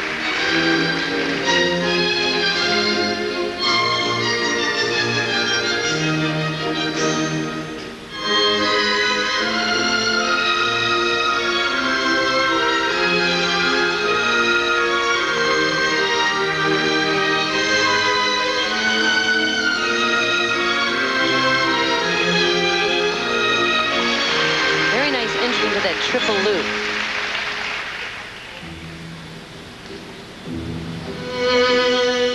Irina, not only a three-time world medalist, including 2 silver medals, but also the 3-time European champion.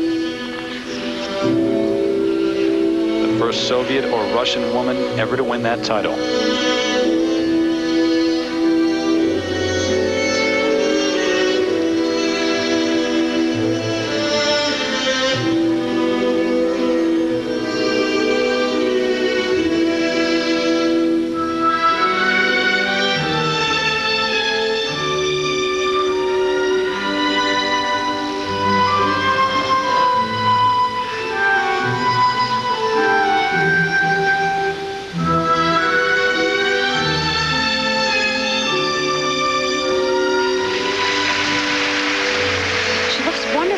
But there's a great amount of telegraphing going into the jumps. She really takes a long time for the setup.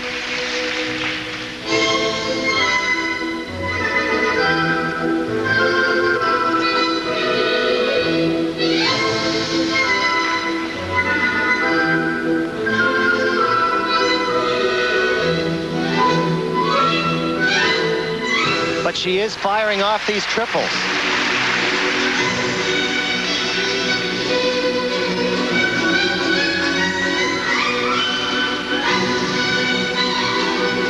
Tremendous amount of speed in her circular footwork.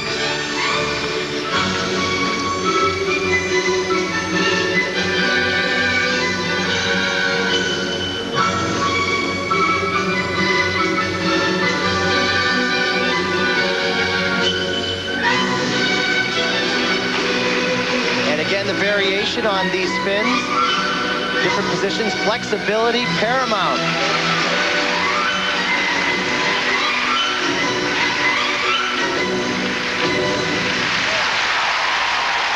Well, neither one was perfect. Now what do you do if you're a judge? Well, basically you start counting how many mistakes were made between the two. And usually what these judges will typically do in a situation like this is they'll start counting how many triples were done. Michelle Kwan, 5 triples. Slutskaya, 6. The fall early in the program for Slutskaya. It was a tough start. Nerves, what have you. But she came back strong in the last half of this performance. Now here's a look at the triple Lutz, straight up into the air, and then the triple loop, down she goes. That was the triple combination she was going for. The feet nice and tight in the air, but it's her upper body that throws off, and then the left foot not checking out to complete the rotation. The first set now for technical merit, 5.7 up to 5.9. That's better than those of Michelle Kwan. Good marks, and all the way up to 5.9. 6 triples for her. Michelle did 6, but 2-footed one of them. And now for presentation, 5.6 up to 5.9. And it's enough to win. 6 of the 9 judges put Irina Slutskaya ahead of Michelle Kwan. She is the champion of Skate Canada 2000.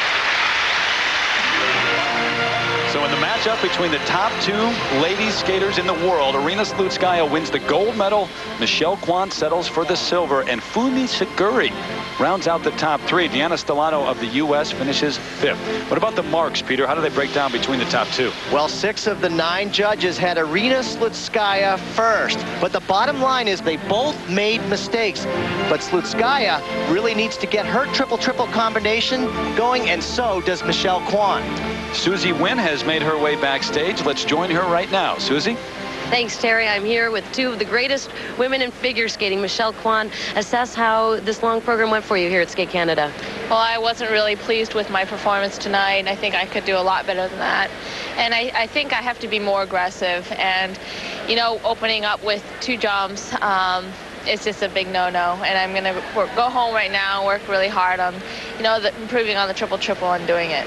Now, how does Irina Slutskaya push you, and how does that rivalry help you to get better? Well, I love competing against Irina.